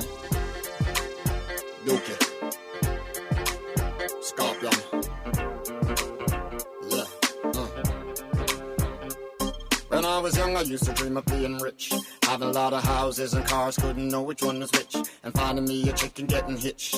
Living the fairy tale life, perfect without a glitch. 8:13. Still listening to the Citi Breakfast Show. Your comments are welcome on 0549 986 996. Take a look inside yourself. Several people reacting to Skye's surprising appearance. Return of the man. Yes, so return of Efo de la Skye. I mean, people are excited to hear your voice, Skye. Azoya Jr. from Bongo District, Zoko says, good morning, Citi. I'm so excited this morning to hear the voice of Richard Skye. I admire him from a distance. Richard, you're welcome back. Yes, sir. And welcome back, lawyer Richard Della Skye. The moment your earlier commentary was played prior to the commencement of the show, I knew you were back. It's good to have you back. May I suggest Citi FM does an ever-only program, so we the ever-bones in Accra can have some form of contact with our language. On your own, Eva. Skye might have to host it. Efo Della. Okay, how do you pronounce this? How do you say this? Which one? Ewe Wado. Okay. Ewe Wado. Ewe Wado. Congratulations. Yeah.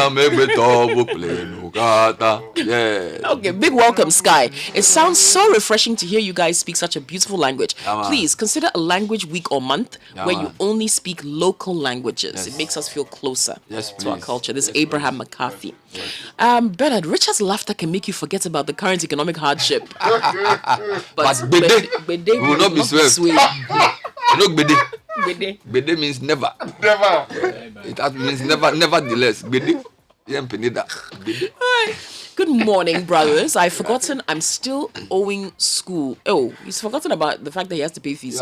Richard Skye, he made me happy this morning. Pa. Richard, you're welcome. This is Matthew, the love doctor in Abeka. Grandma Eleanor says, welcome back, Bernard, and welcome home, Richard Skye. Uwaga Sogo president. Congratulations. I've actually found the story. Oh. I found the story. Yes. March 26, 2019. Richard Skye leads Ubusogo, an association of Ghanaian students in the UK. Look at the picture. That's him with the vice presidents. For the first time since its establishment in the 1970s, the University of Buckingham in the United Kingdom will now have a duly constituted association of Ghanaian students, with Richard Skye of Citi FM and Citi TV as its founding president. On Friday, Ghana's Vice President, Dr. Mahmoud Bawumia, inaugurated this group, University of Buckingham Students of Ghanaian Origin, Ubusogu, at a pioneering event on the sidelines of University of Buckingham's 2019 graduation ceremony in the historic city of Buckingham. I think this association is very welcome, and I would presume that powerful Ghanaian alumni would be automatic members of it, so that it will make me also a member outside campus. Dr. Bawumia said, drawing huge applause from the group's founding executives and Ghanaian officials who had gathered inside the UOB's Vision building for the ceremony. Then he goes on, Dr. Bawumia, a distinguished alumnus of UOB, was in Buckingham on invitation of the university's top management to address the school's 2019 graduation as an inspirational speaker. Then he goes on and on and on and on and talks about the people who were there. Then some part I like. He says, I wanted to read some part as the founding president. It says, Dr. Bawumia, who himself graduated from UOB some 32 years earlier with first-class honors in economics, told the packed hall, it's not an easy field. This is one of ours, and he has made us proud, and I'm sure that all of you will continue to make us proud. Already, the group's president, Richard Skye, has won 2 examination-related academic awards from the School of Law, where he has been studying for his degree since 2018. Then they go on and talk about how Skye founded the group and then became the president the next day. No, that's in the B. So Skye, welcome back. Shall I thank you so much? Thank you so much. Welcome. More messages. There's an official welcome back from the highest halls of academia. Oh, really? Which that? From the VC's office. Oh, yes. No, that is very honored. Richard the last guy, welcome to you. Oh, thank you. Professor Abanfo. Bernard would have to lead me there. Speaking of professors, University of Ghana has appointed the first female professor of finance, Professor Vera Fiado. And the story said Professor Vera Fiado has been appointed as the first female associate professor of finance. This promotion comes after 75 years. Can you imagine? 75 years. Oh, Legon, try. Since the establishment of University of Ghana. 75 years too long. And 60 years since the admin school was established. Professor Fiado has a PhD in management with finance, Graduate School of Business, University of Cape Town, South Africa. PhD focus on monetary policy in Sub-Saharan Africa. We need her now. Her core expertise lies in the areas of corporate governance, corporate finance, gender diversity, enterprise risk management, and environmental and social risk management. She has a number of peer-reviewed publications to her name. She joined in 2008, and she had a first class in BSc Admin, MPhil in Finance from University of Ghana. She's a big woman. Wow.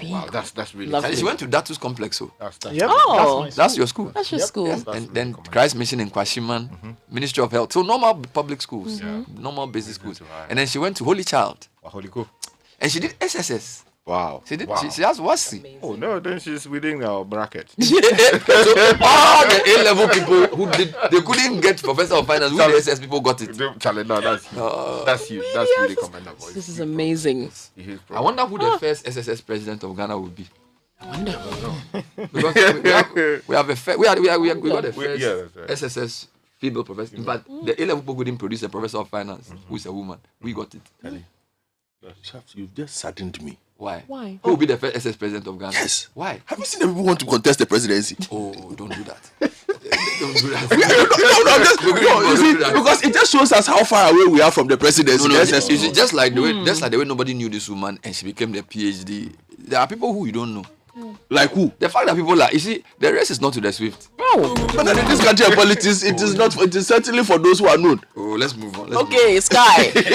Skye is definitely back. Your ceremony in house is competing with yesterday's World Cup opening ceremony. Hey. All right, welcome LLB LLM Esquire Skye. It's great to have you back. That's from Fatima.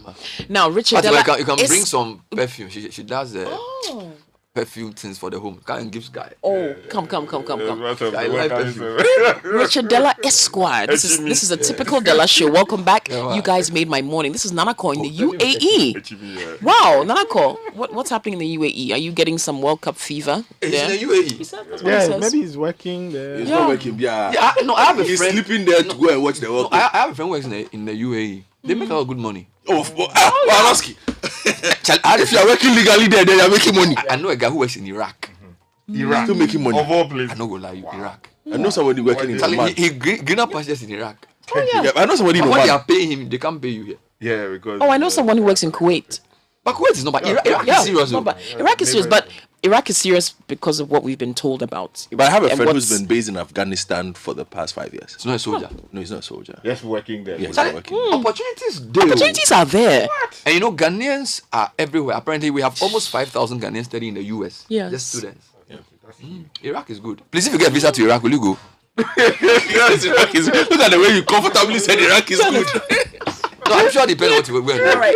City, you've made my birthday so special. Skye is an inspiration.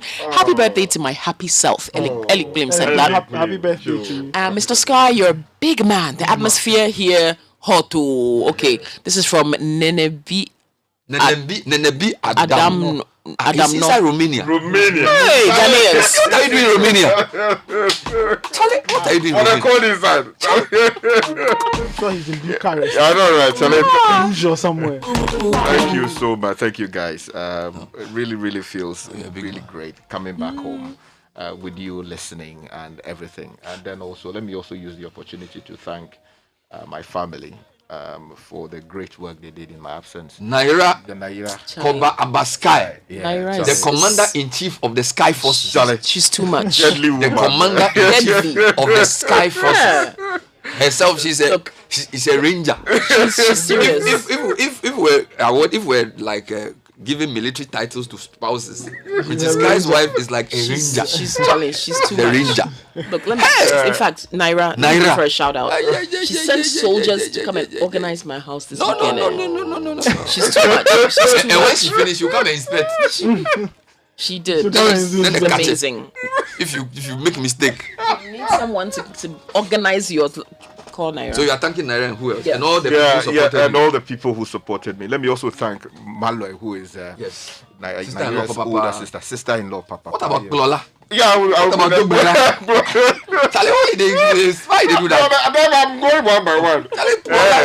Malloy, very supportive. Very difficult moments. You had to call on her, and she would be there to support. Klola, an amazing in-law. I'm asking Kukui what Dogbera means. He says it's a greeting. No, it's a festival.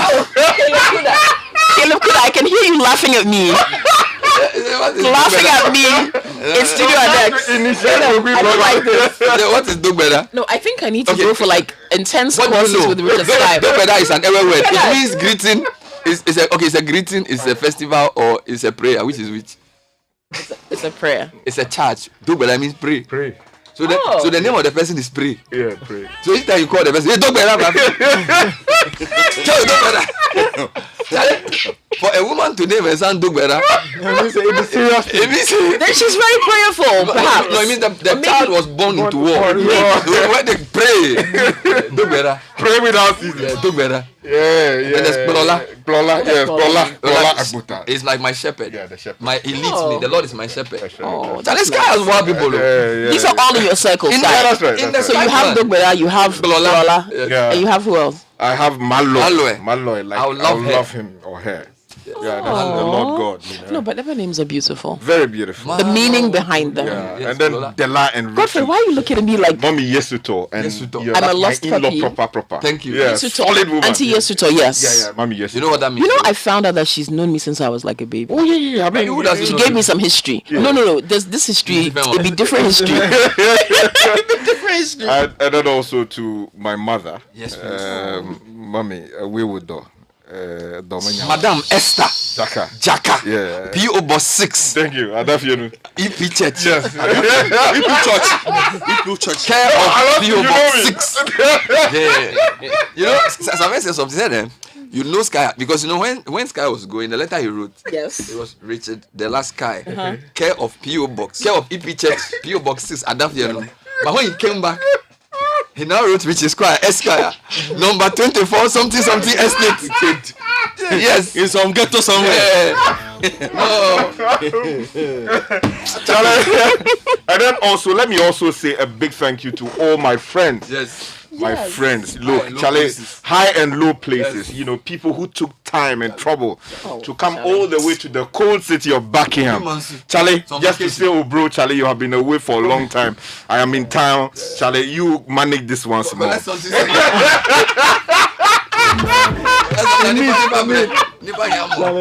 Charlie, thank you so much. Thank you. I love you all. And all those people who were on your knees praying for me day in, day out. Charlie, I appreciate you so much. In a million ways, I will pay back. And special thanks to Richard Mensa. OJ. Yes. OJ is the Kakalika and Richard Guy's life. He knows. You know, OJ's story you can't end. You know, because when I was sick, I had my accident. I'm beefing with him. Yeah, OJ always took me to the hospital. OJ is a big man. Yeah, he's a big man. He would always call and check up on me. It's very little main man. He hasn't been my main man for some time now. I'm beefing with him. I'm making it public that even though he has been good to you, he has not been good to me. No. But you see, he has the right to be heard. So you. Thank you. Already. What's that in Latin? I mean, that the right to be heard in Latin. What they call so it? There are two principles. Mm-hmm. So you have the right to be heard, which is you must properly hear the person. You can't accuse them. That was what Bagman did to say that the minister deserves to be heard. Thank you. And No, then I want so we call it the fair hearing. You see, sometimes just so fair hearing. So it's not just to be heard, but to be heard fairly. Yeah. There has to be fair hearing. So you don't just summon the person immediately and say, "Oh, come, let me hear you." You have to give him adequate. Which is why they said, "Does our law condemn a man without hearing him?" Yeah, that's right. So you have to hear the man. Yeah, that's right. In fact, the principle originated from the Bible. Oh, Zahindrin wanted to condemn Christ. No, even long before that, when the people Adam and Eve ate the forbidden fruit, and the Lord had to hear them. Exactly, because they were human beings. The Lord heard them. So when he asked the question, Adam, where are you? Adam ought to have responded properly, but he said, "My Lord, I'm naked." You know, that wasn't a fair response. Yeah, he didn't respond properly because of all the. But he was being heard before judgment was pronounced. Exactly, before judgment was pronounced. So the rule is that you must hear the person before you convict. We will also go to and then the second one you must not be a judge in your own cause or matter. Oh, okay. So he be sitting here just convicting the man without. I've just told the man I've convicted him. Baglaja, how do you?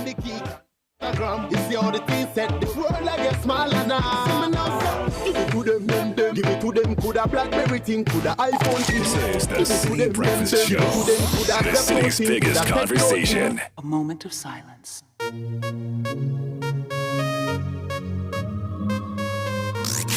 Unleashing the power of Something wicked. This is Citi.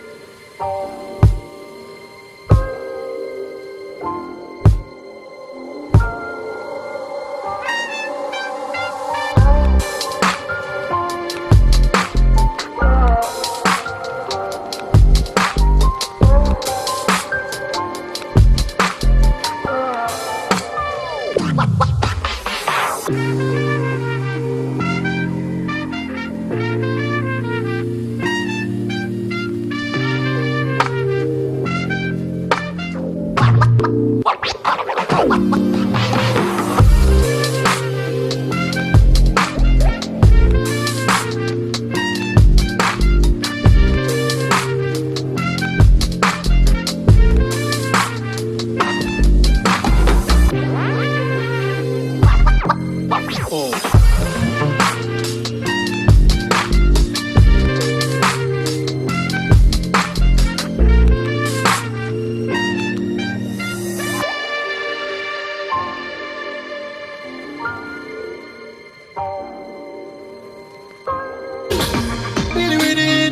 Stone with a song.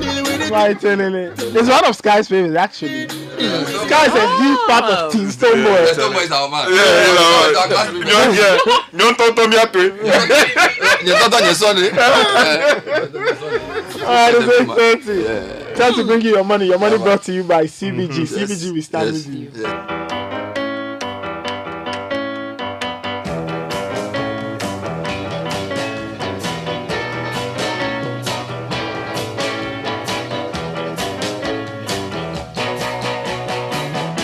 All right. And the segment is live. It's brought to us by CBG. Stand with you. So I think for me that today Skye's return is a lot of things, but for me, one of the best investments you can make is to save for your education. Because the education may be expensive, but the benefits, the multiplier effect of education. So two things: ignorance is more expensive than anything you pay for school. That's one. Number two, whatever you spend on education will not equate to what you get out of it. You know, because it makes a whole person. It brings out the potential. So you need to start investing in the education of your children, even to university level. So when they enter class 1, class 2, you can start putting some money away. There are some products you can put in that are tailor-made for university. So by the time they are ready to go, they can attend any university of their liking and pay any amount that is required. So if I were you, I'll start talking to my investment banker about an education fund of some sort. Or it can be a cocoa farm. Great. That will pay their fees in future. It can be a store, or it can be a paper thing you do. You took me back to secondary school when the very first French teacher I liked, Mrs. Ajiman. Thank you. She said, if you think education is expensive, try ignorance. When she told us in SS1, we all didn't understand what she meant. It made sense later on in life. The Lord bless your life. Mrs. Lily Ajiman. Wherever you are. And what I would say is that it's also important that when people put their trust in you, they believe in the potential of your future. You as a person must also take that very seriously. Yes, I've seen people who waste away. Sitting in school, someone is paying their fees. All you have to go there to do is to go and study. You don't have money problems, you don't have food problems, you don't have accommodation problems in the code. Yet people will waste away simply because they joined bad company or they decided to do things that their parents would not have expected of them. So when you get that opportunity, somebody offers you scholarship or 1 CD, 2 CD, because people come together to put money behind you. So when you get that opportunity, please don't waste it. Don't go and don't go and That was your money. Your money brought to you by CBG. CBG, we stand with you. A bank that supports you, a bank that cares for you. Hand in hand, we stand with you. So lift your head up, big dreams are waiting. We'll walk with you wherever you go. Where all your dreams are alive. CBG will make you smile. No matter we will rise with you. Your business will flourish. Your name will stand out. Consolidated by CBG.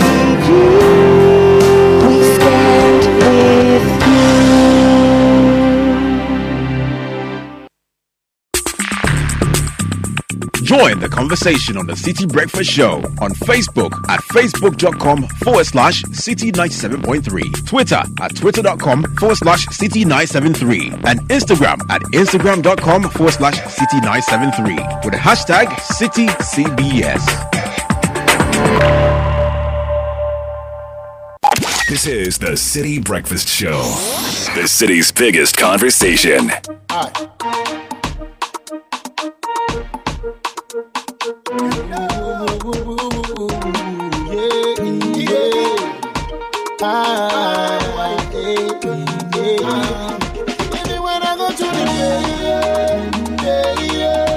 Where the sun shine on rain, rain.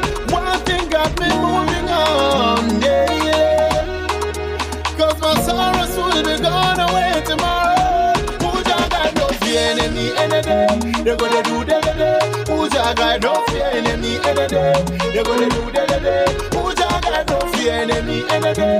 They're gonna do the day. Who's a guy no fear enemy any day? They're gonna do the day. It be the song I they sing where they inspire them. Life I live with they inspire them. In a my thing they put high again. It be the speed that they use where they retire them. I'm on top of me thing, I'm a control. Them they do they pose. I buy them, I get by the primo. I run by job and I when I go to the bay, where the shine on rain,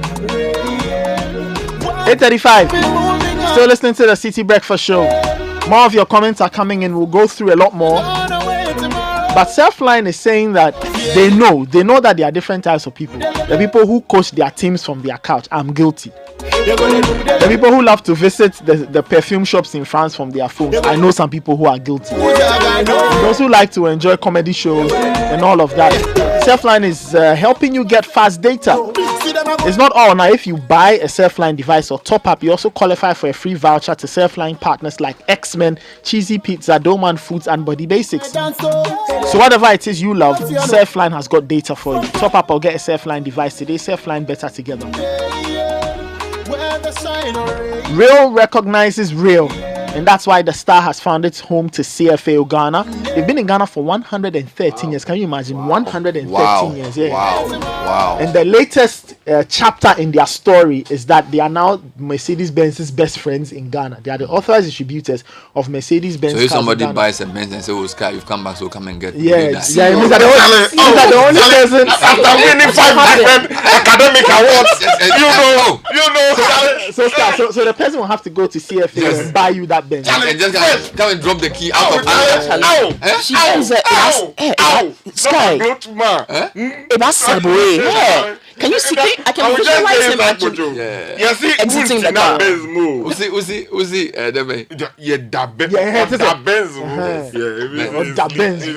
You finish your live mention before the Omani come and say no compliance. But the Star is now home, so call 0302742100 or 020-222-1406. And the showroom is getting ready. So when it's done, you can visit CFAO and have a look at that Benz. Drool over it if you don't have money. But if you have money, buy it. You self go drive that Benz. Everything you put your hands. Amen. Your name go open doors. Amen. You self you be a boss. Amen. Amen. Amen. Amen. Amen. Yeah. Right. Drive that Benz. Thank you. You just did it, Coach. You have to be moving forward. But I don't say I don't drive Benz before. Oh, Charlie. I haven't driven Benz before. No, Charlie. We have to organize. I haven't started my life. Charlie, no. Charlie, they say Benz if I drive, I'm at. You know when I was young, they said Benz was for people who are in their like wealth, 50 years. Yeah. But now, Charlie, I see young boys that drive Benz. Yeah. But it's everywhere. I don't know why. I know, but somebody told me that Benz is for poor people. Really? Yes, because it will last you a lifetime. Yeah, but what I'm saying is that like CFA when I was young, and Benz was like the big boy. Yeah, it's the status symbol. Small boys. Somebody came to park make at home back in the day. Yes. Then the parents were away. Yes. And I stole the car. Hey! To last stop. Like, last stop. From exhibition to last stop. Charlie, then somebody spotted me. With the blow alarm. Oh, blow alarm. Say, you know how they does the blow alarm? Met the old man at the church say, oh, David Benz, never pa. Snitches. Anyway, the all new Ghana Pay mobile money service app is here. You can download it from the Play Store or App Store.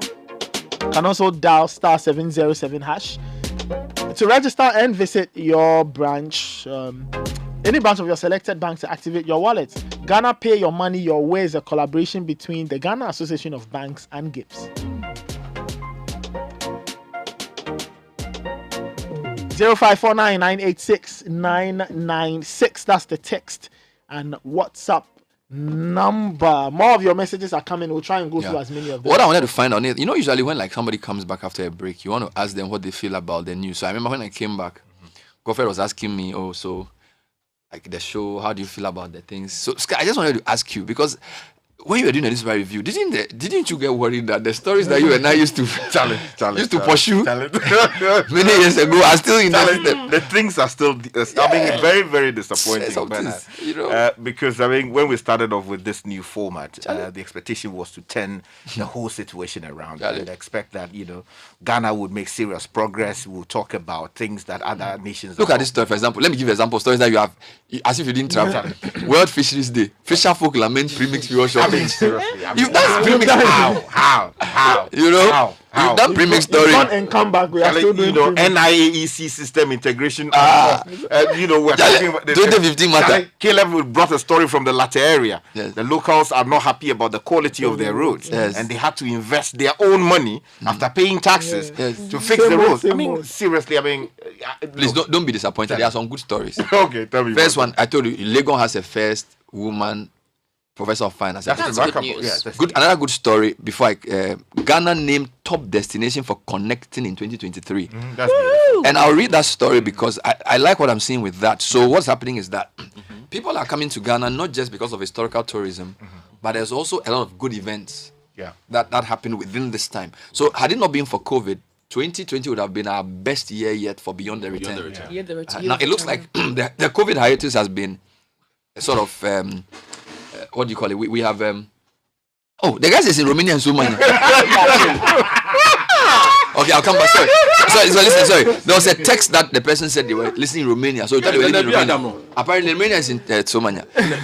So what we're seeing is that maybe let me read the story for you. It's a good story. Okay, so Ghana has been named a top destination. Renowned international guidebook company Lonely Planet has named Ghana as one of the best places to visit and connect next year, or I should say from end of this year to the next year, in its 18th annual Best in Travel list.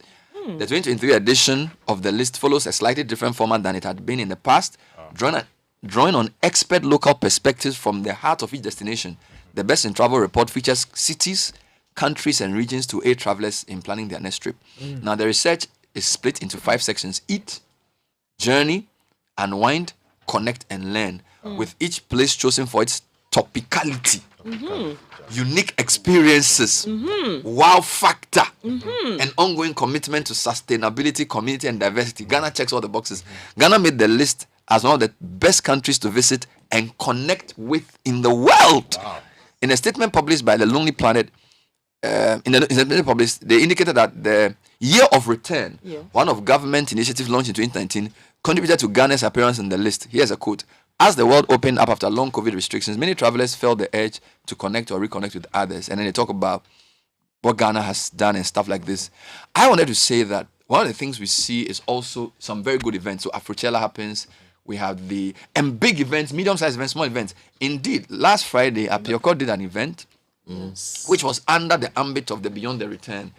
And I was not at the event, but I followed online. It was a great event. Too. Yeah. It was a wonderful event for an individual to put an event like this together. It's not easy. Poetry. Now, your event, yes, Nubian Noel, is also under the Beyond the Return. I don't know how did that happen. Yeah. So what you have to do is, if you have an event that's taking place, they give you a time frame. So it's from part of November all the way to the end of the year, and then they've got specifically December in GH, where they list events that will happen in December. So you apply. Okay. There's a form that they vet your event. They vet your event. Whoa. So you have to apply. You've got to give details on what the event is, when and where it's taking place, who you're expecting to attend. Then you have to give a synopsis of the event. Yes. And not easy like that. You have to do all of that. You have to give them information about your company, what events you've done in the past, how does it fit into the Beyond the Return objectives and vision. Your event is Nubian Noel. Yes. How does it fit into the Beyond the Return agenda? Well, it's a cultural event. Yes, it's a Ghanaian Christmas event. It's music, and even though it's Christmas, we do have some Ghanaian elements in there. I'll talk about that. Yes. Okay. So it's a fusion of different African, our genre is Afro-popera. Okay. So this is the band Kokui, my group. Afro-popera. Yes. So we've got African, everyone knows I'm classically trained and popular. So it's the popera is the opera. Opera. Yes. So popular opera. Yes. So it's not opera. Yeah. pop, music, African. Yeah, African pop and then opera combined. Charlie, no. Yes. No, let's pretend it quickly. Charlie. Yes. So we want people to know it's not your typical Christmas concert. It's not your typical 9 lessons and carols. No. You have to see this and hear it. So that's what we did. I applied. They went through all of our stuff. So if somebody's coming in from wherever they're coming in Jamaica and they want to come and have a Christmas event, a Christmas like 2 weeks. Yes. What will your event do for the person to get a feel? Will it get a feel of Ghana? They will get a feel of Ghana. Yes, not just in the music, but the spectacle itself. Because I know you are doing some Ghana thing in the past. Are you going to fuse some Ghana things inside? We will fuse some. Yes. I hope you fuse some. You see, Bernard, let me tell you something. I asked Richard Skye. So this is good, Richard. I asked Richard Skye to teach me an ever Christmas song to include on the program. I said, Richard Skye, you are the one person who I know can teach me an ever Christmas song till date. Skye, look at Joe. Skye, can you please? Skye, can you? No, Skye. Christmas. No, I need an ever Christmas. So Skye, can you please sing, can you sing a Christmas song for us right now in ever? No, ever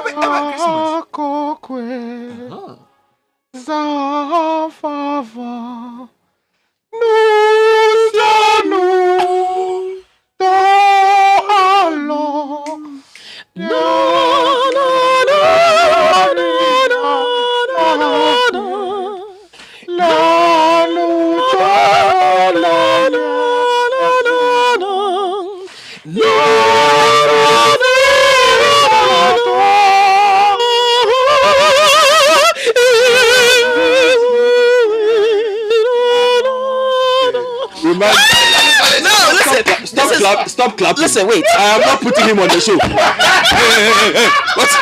Koki, why are you clapping? I was about to say, Godfrey, we have to put Skye on stage. Putting Richard Skye on the show. This was basically Silent Night in Ever, right? He can silence night here. You are not putting him on the show. He should silence himself somewhere.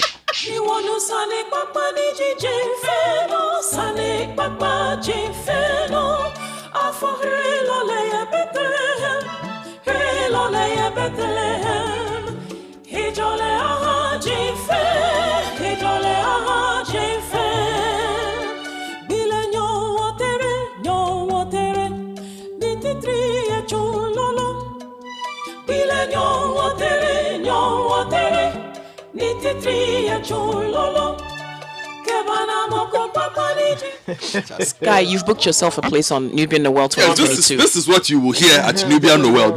You will hear something. In fact, you will hear more. Let's be clear. You are not saying you won't have an error song. You're saying Skye will not sing. Yes, it is Skye because we will learn the song from him. We the Avis want to buy tickets. Yes. If we don't get assurance that our language will be featured on the event, we are not coming. I am guaranteeing 100% that he will feature, but not he will sing. But Skye will be silent like Silent Night. So basically, I was saying that there's, I was looking at billboards and things. The economy is very tough. Yes, it is. And for me, one of the sectors of the economy that can pull Ghana out is tourism. I agree. Tourism and events, because we are, look at this. We are one of the top places to visit in the world. People are still traveling. People are still spending money. And tourism's multiplier effect is astounding. It's one of the areas where if you invest $1 million in tourism, it's going to real people.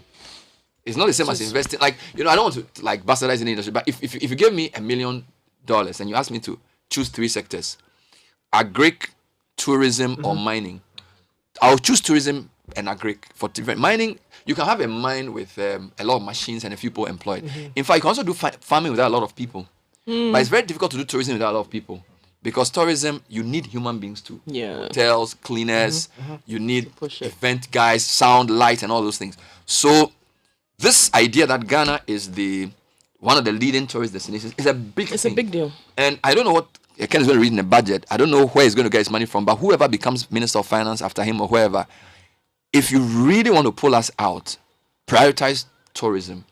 Because it's one of the things that easily recognize. Like, most people know Ghana. Yes. All right. And most people have a positive feeling about Ghana.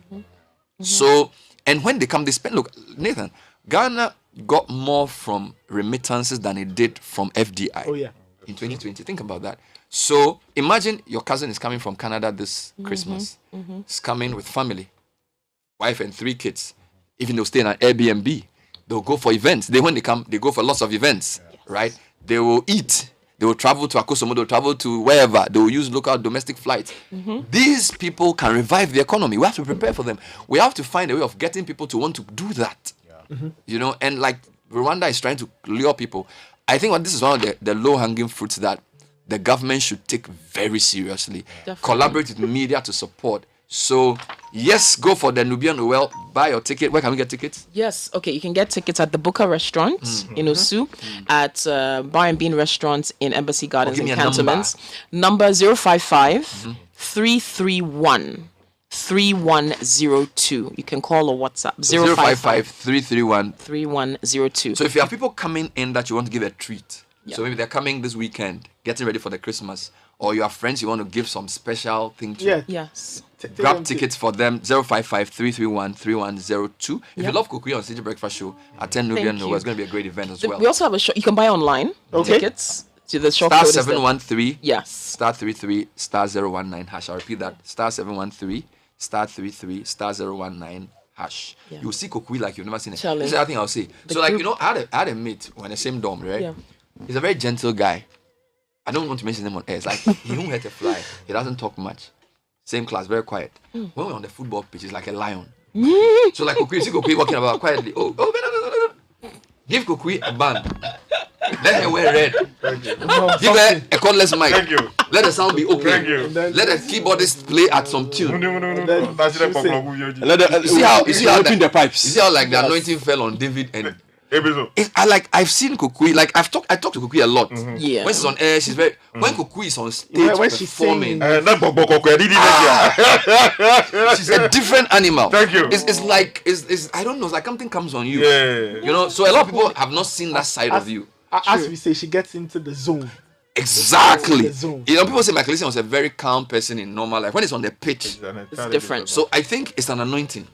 It's an anointing. No, you're right. No, it's an anointing because I don't know if you feel different when you're on stage. I do. Because like she has a way of holding the group, like wifey's funeral.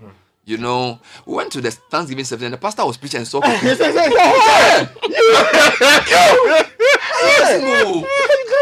He forgot to say more. And he started talking about Kukui. Kukui, no. That's anointing. That needed you are an entirely different. Do you know Bobo Kokwe?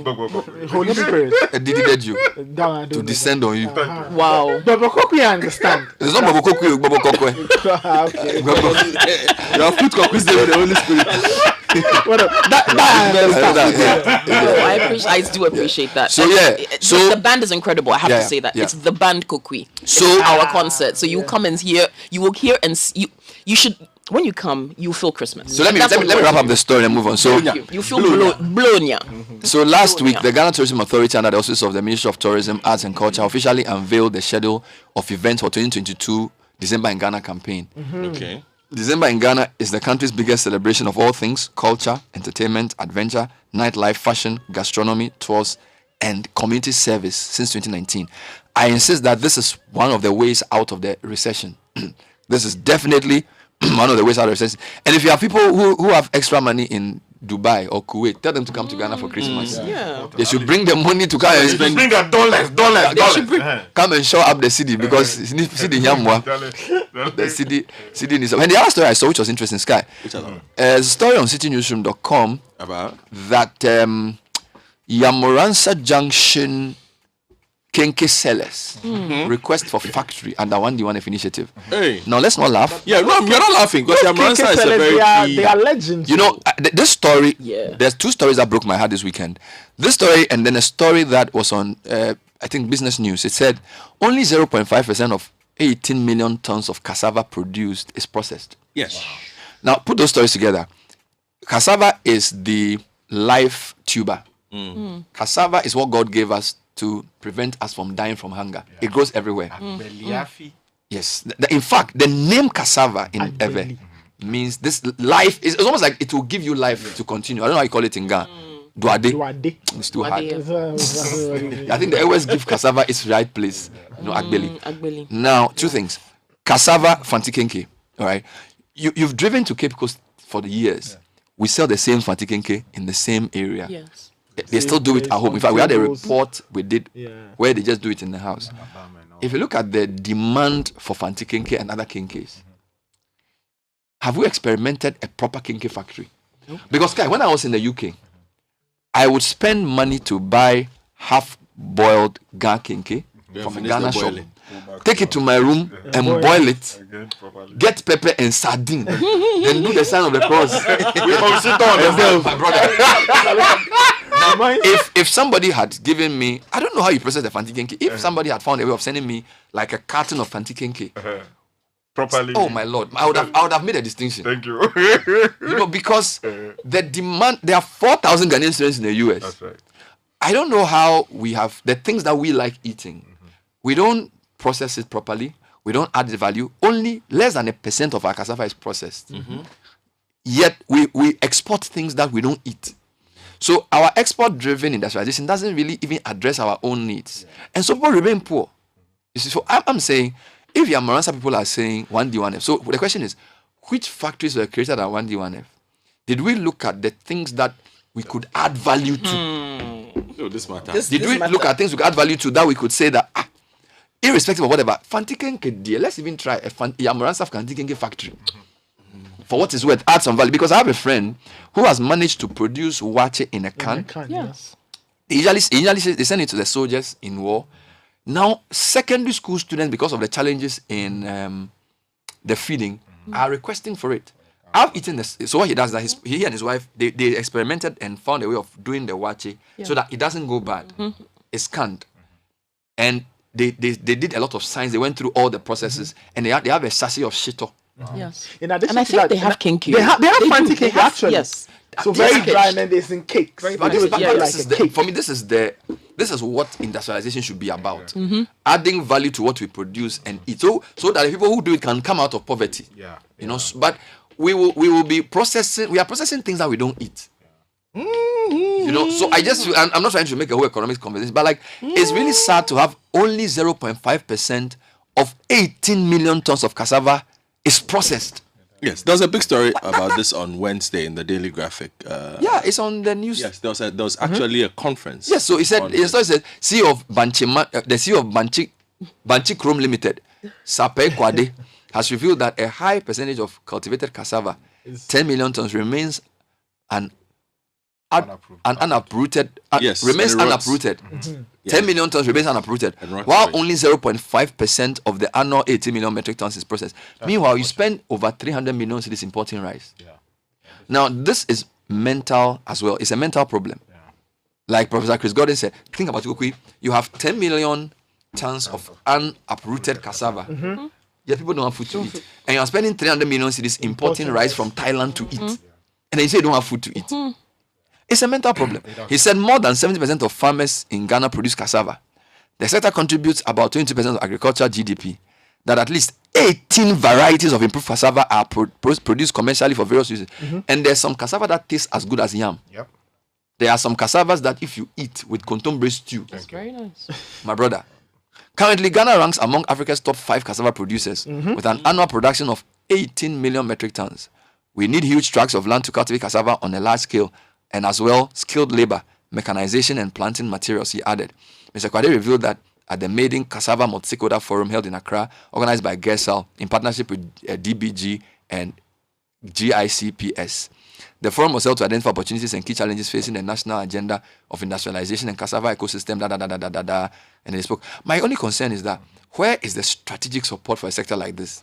We consume 8 million tons of cassava annually. 10 million tons of annual surplus unapproved. Cassava can be used into doing all kinds of things. See, it's all a question of failure of policy, because I remember that during the Kufuor administration, when Alan was the Minister for Trade at the special time, initiative. Yeah, there was a special initiative targeted particularly at cassava. So we had the cassava factory at near after the Kaswa, Botchwey area. The Ayensu starch factory. unfortunately, I mean, that thing started very well, but for some reason, there were problems with how to operationalize it. There were problems with the farmers complaining about the price they were being given, and then also how to get it into the ready market. And the question was whether you send it to Brazil or you send it to Nigeria, which also needed it for their own pharmaceutical purpose, because the cassava starch, if you harvest it properly, it goes into all these paracetamol and all these drugs that, again, ethanol can also be gotten out of cassava. So what Bernard is saying is a very important call. But the question is, did we not think about it previously? And why is it that, how many years? Kufo left in 2008, right? How many years are we? 14. 14 years on. That factory is gasping for bread. The same thing. And the same person is the Minister for Trade. Exactly. In the newspapers this morning, we saw a story about the, The Comenda Sugar Factory. Started or revived under the Mahama administration. How many years on? And this thing is not operational. And we are talking about sugar imports. I think that it is good to think big about what we want to do as a people. It is good to start something about them. But what matters is sustainability. Making sure that this travels for so many years. Our generation will deal with it. Generations after that will come and deal with it. How come in other economies, you have family businesses outlasting even the reputation of the person who started it? Do you understand? Yes. So several years on, you still have those businesses viable. Yet we started something from government, coffers. Years on, 14 years on, we cannot even have a trace of what they are doing. I think it's unfortunate. We have to get back to the model. I think some of this is deeply rooted in the way we see ourselves. I don't think we really believe in ourselves. I don't think we do. And I feel we need to address those issues too. Yes, I was listening to Estama on the Writers' Press. I was talking about mental slavery. Skye, you see, economics is also mental. We don't believe in our own things. The things that we can produce, we don't even eat our own things. It's unfortunate. It's wrong. We don't support our own things because we don't think it will work. We don't think anybody. We need somebody to endorse the thing before we go for it. Which is wrong. So a lot of times when you see these policy launches, you have to see some European or American person come and say it's a good project before we think we should do it. That single-minded commitment to pushing our own agenda is not there. And I'm saying that if you look at how industrious our women are, Fantikenke production, Gary processing, cassava production, shea butter. If we really cared about our citizens, we will create industries around these things so that these people will benefit. Because the number of women who pick shea nuts, the number of them who are into Gary processing, where is the large-scale Gary processing company that is exporting to the rest of the world? No. Where is the large-scale? We will be sitting here, Chinese will come and do shito. I'm sure they have even started. No, David Ofosudote was saying, he said they'll call it shiton.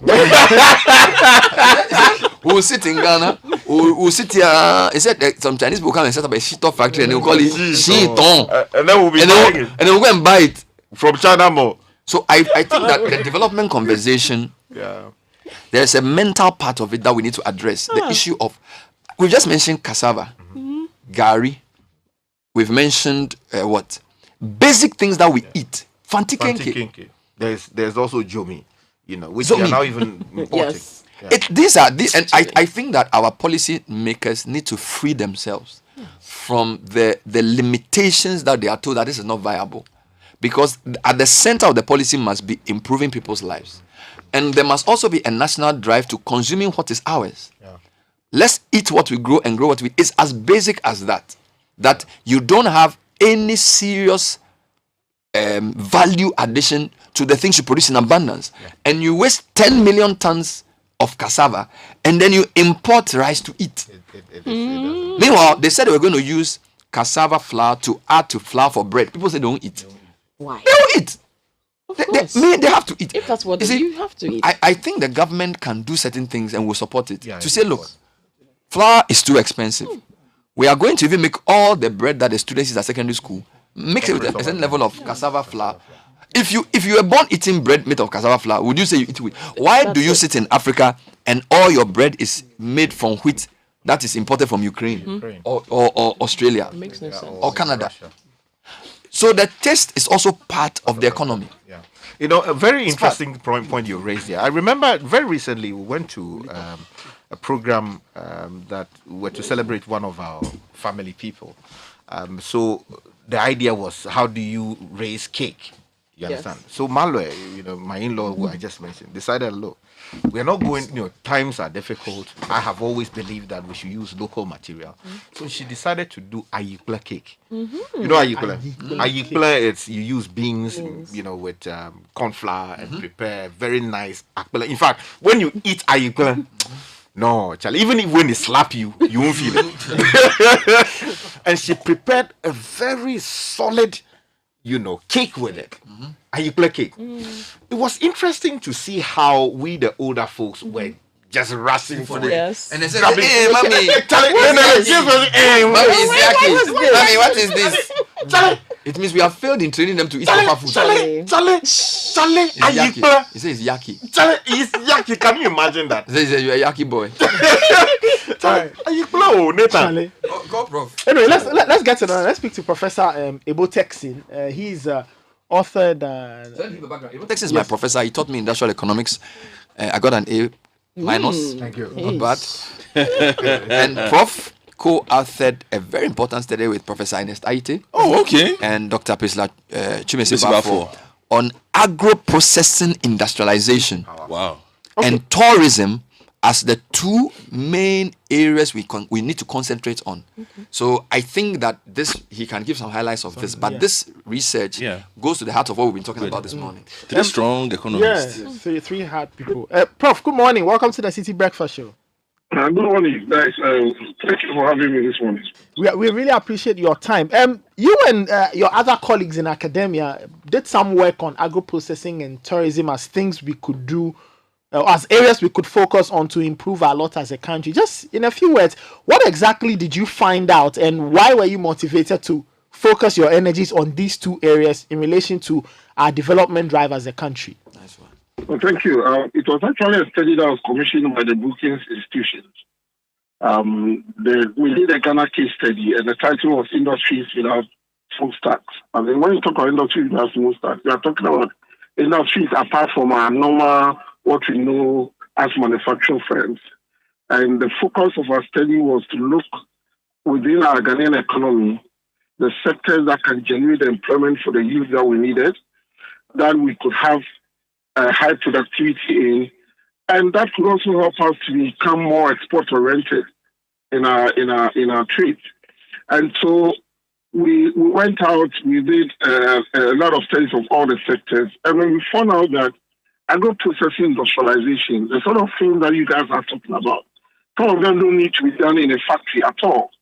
But adding value to the sort of comparative advantage that we have, which are agricultural outputs, would in the long run generate the needed employment that we need for our youth, and at the same time allow us to import substitutes and possibly to export promote what we've added value to, which is the mainstay of our Ghanaian economy.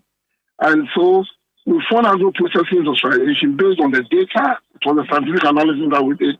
And then we found tourism to also be very critical in this, because tourism was another area that generates a lot of employment, that had the potential of exposing our economy to competitive advantage in terms of the sort of the things that we had in Ghana that we have to showcase to the world, attract a lot of foreign visits here, the income that it comes in with, the employment that it generates, and all of that were things that we needed to pay attention to, rather than look at other areas that were not generating enough employment. And so that was the main focus of the study and the finding that we found. Given the skills that we have, even the fluent teachers and all of that, these are skills that will help us to tap the potential that we have in the agro-processing, industrialization, and in tourism. Because really in tourism, we don't need highly skilled persons. I mean, the sort of skills that are given to SSS students and all of that are skills that are needed for high productivity in tourism. And that is the reason why we focus on that, and we found that to be the case. Interesting. Let's stay a bit on agro-processing. Which particular aspects of that space did you focus on? And again, what were some of the things you found as you dug deeper, just looking at agro-processing alone? Yes, for agro-processing alone, our focus was on of course, the main focus was on of food, processing of food.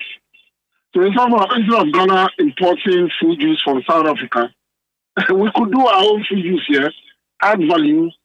And if you look at even the process of adding value to agricultural output into food that has been processed, our local micro, small, medium enterprises have the advantage of being able to do that if they are given some support. And don't forget that the SME sector is a prolific job creator in our economy. I mean, the informal sector, all of that. And so, if we focus on that, food preparation, adding what the sort of things you guys are talking about is exactly the sort of thing that we found in our study. We are not looking at processing, agro-processing. Of course, I mean, we could add value to timber. Of course, you add value to gold. Maybe we could do that for other sectors. But for us, our focus was on industries that produce food, industries that add value to intermediate agricultural goods that can also be used for further, processing, if possible to export them in that form. But at least we have one level of value addition so that, because if you look at the trade data, I mean, increasingly, as the global economy is becoming richer and wealth is increasing all over the world, people tend to purchase less of agricultural goods in the raw form. Okay. They want processed goods. So, if the global economy is getting richer, then it means that the demand for raw agricultural output and exports have been declining. And studies have shown that it's going to decline in the next 100 years. So, if we want to have a role to play in the global multilateral trading system and want to be export-oriented, then we need to focus on that. For instance, we moved from encourage cashew production, but we found out that less than 5% of the cashew that is produced in Ghana is processed. All of it goes out raw. Oh wow! Okay. And that is quite unfortunate. We need to, yes, we are doing well at cashew. We need to add value to cashew before we export, and apply even for domestic consumption, so that we don't need to import processed cashew into the economy when we are producing it in one form, and we need to add value. And these are very simple manufacturers that are also labor intensive, and so they create jobs when that process is going on. And that is definitely the way that Ghana needs to go. Why do you think that government has not given these two sectors, the needed support? You've mentioned that, for example, in agro-processing, if you look at, it's a very, how do I even say, simple, for a lack of a better word, a simple thing to do. But we call it simple manufacturers. Yes, great. So why do you think that the government has not, or governments in and out, have not been able to provide this kind of support here in Ghana? I mean, because of the failure of our policy, we tend to want to concentrate on our traditional exports. So it's cocoa, gold, giving a support for these two commodities. But and the reason why the government has failed has been really because agricultural policy has not been paid attention to, and industrialization has not been a key focus of government policy. Now our focus is more on services. But if you talk to industrialists in this country, they will tell you that all they need from government is to improve the business environment, to reduce the cost of doing business, and they'll be able to do these things. I mean, I agree that the 1D, 1S is the way to go. So if it will be devoid of any political declaration and all of that, we need to pay serious attention to that intervention called the 1D, 1S. Because it is at the center of what we call import substitution, industrialization, and export promotion. Our reliance on imported goods is because we do not have local alternatives. And if we really have them, they are much more expensive than the imported ones. So why don't we reduce the cost of doing business in this country for the businessmen? I mean, we set up a National Development Bank. That bank should focus on agro-processing industrialization, giving credit to SMEs that show the potential of adding value to our food product, so that we reduce the importation of, go to Surfline, go to the shop, go look at the extent to which we import agro-processed food from South Africa and other places when we can produce them here. And so it should be the focus, and government should make it a point to encourage all the skills that we have here, all the enterprise that we have here, to be geared towards agro-processing industrialization. That is the first stage of a structural transformation, if you are going to see any structural transformation in this economy.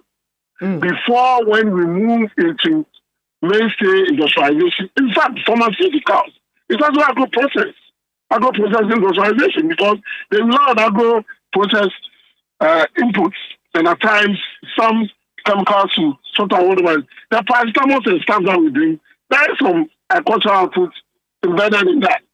So the focus on industrialization, especially simple manufacturers, should be our focus, because the sub-region, sub-Saharan Africa, is a good market for us to go on there and show what Ghana has. Apart from that, I mean, the policy by the central bank to limit the Forex to importation of rice and so on and so forth should quickly encourage the government to support those who are in that sector to increase rice output. It doesn't take much long to increase the output of rice, to increase rice output in this economy, because when we reduce our import dependence on rice, we save ourselves from looking for Forex to import these goods. And when you can produce them here. Prof, this is Bernard. This one is a small one to add. Now that you've said this, I just remembered the BOG's policy to withhold dollars for the importation of certain products.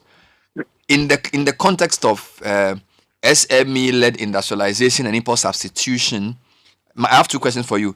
Is this the way to go, and is this also the time to do it? Is this the way to go? Is this the time to do it?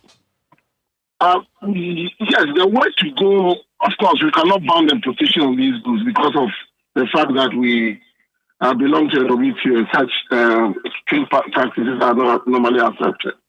But we can decide in this time that our currency is not being able to hold on its own to prioritize the issuance of Forex for the importation of certain goods. Most countries are doing that. Now, of course, whatever the policy is going to take a while to kick in. So, I mean, I'm sure that by the time those who import rice have imported rice for the next 6 months. But I think that the signal from the central bank, apart from the fact that it's going to also ensure that we are not taking out too much of our reserves to support such purchases, is to give a clear signal to domestic producers that now there's a market being created for you.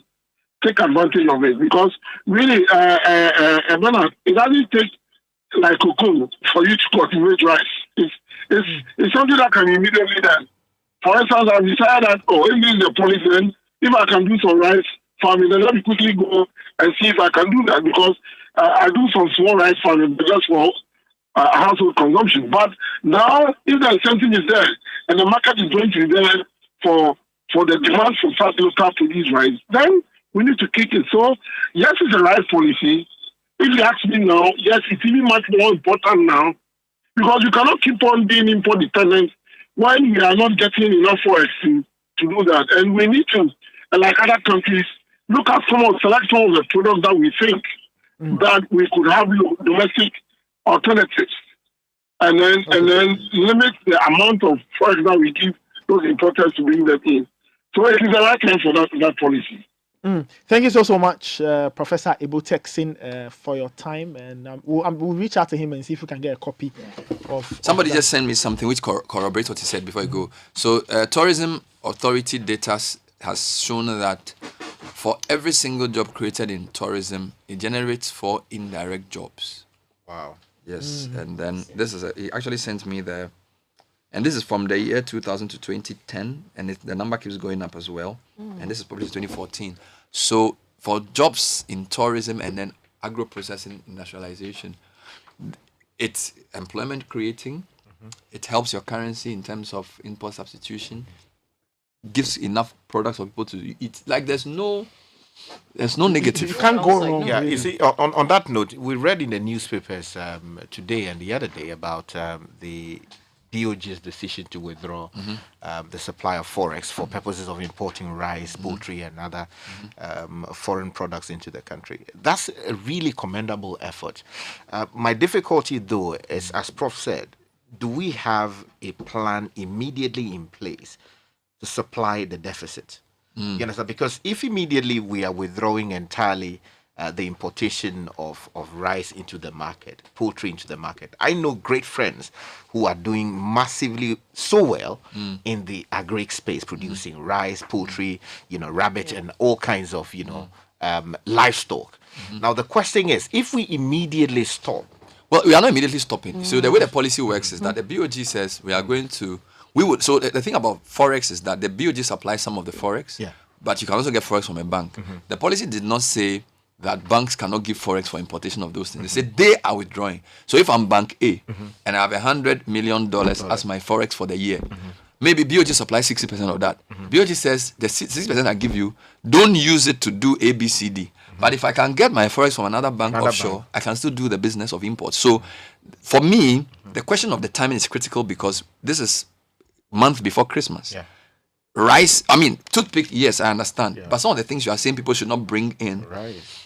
Do you have the plan to back to sort of fill the gap? Yes. That's the first point. Second point is that for how long can you sustain this? Because what we've seen in certain countries is that there is a disconnect between the official Forex rate and the black market Forex rate, because if the demand for Forex exceeds the supply by the central bank and the agents that are distributing Forex decide to play on that, it will further worsen the currency situation. So there must be other policies to back this one if it's going to work.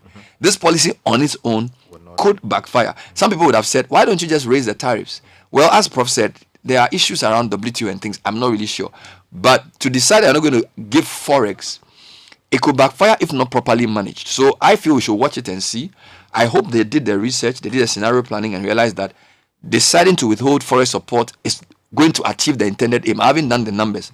But there's a scenario in which this could backfire and actually worsen the situation by... And in Nigeria today, the Naira's... for example, you can get the official rate for the Naira is like 300 and something or 400 Naira to the dollar. On the black market, it's like 800.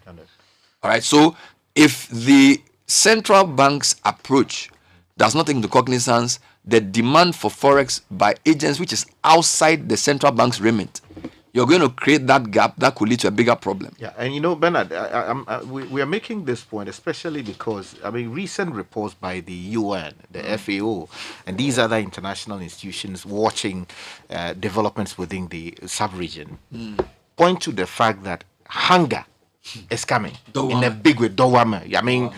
In a big way. The reason hunger in a very big way. The reason is that food prices are going up. And we are not producing enough within the sub-region to deal with the huge deficit that we are projecting. Of course, wars are happening. We know what's happening in Ukraine, which is not coming. We have issues with vegetable oil. Rain is not coming the way it should coming. The people from the Al-Qaeda network are also creating their own problems within the Sahel region. So if you look at all the reports coming in, it is clear that food prices will climb so steeply. And also, we will not have enough. So if we have a policy that is seeking to target and encourage home production, it's great. But what the difficulty is, as we have pointed out, if we do not provide enough space for local production to fill the deficit that will be created as a result, the right support to companies that are producing in the eastern region, the Volta region, the Ashanti region, western region, all these here, the northern parts of the country, will have a major situation. Let me just say before you go a plug, there's a very cogent article in the graphic page 41 that I feel you should, if you are a student of development economics or anything, you should just get it and read it.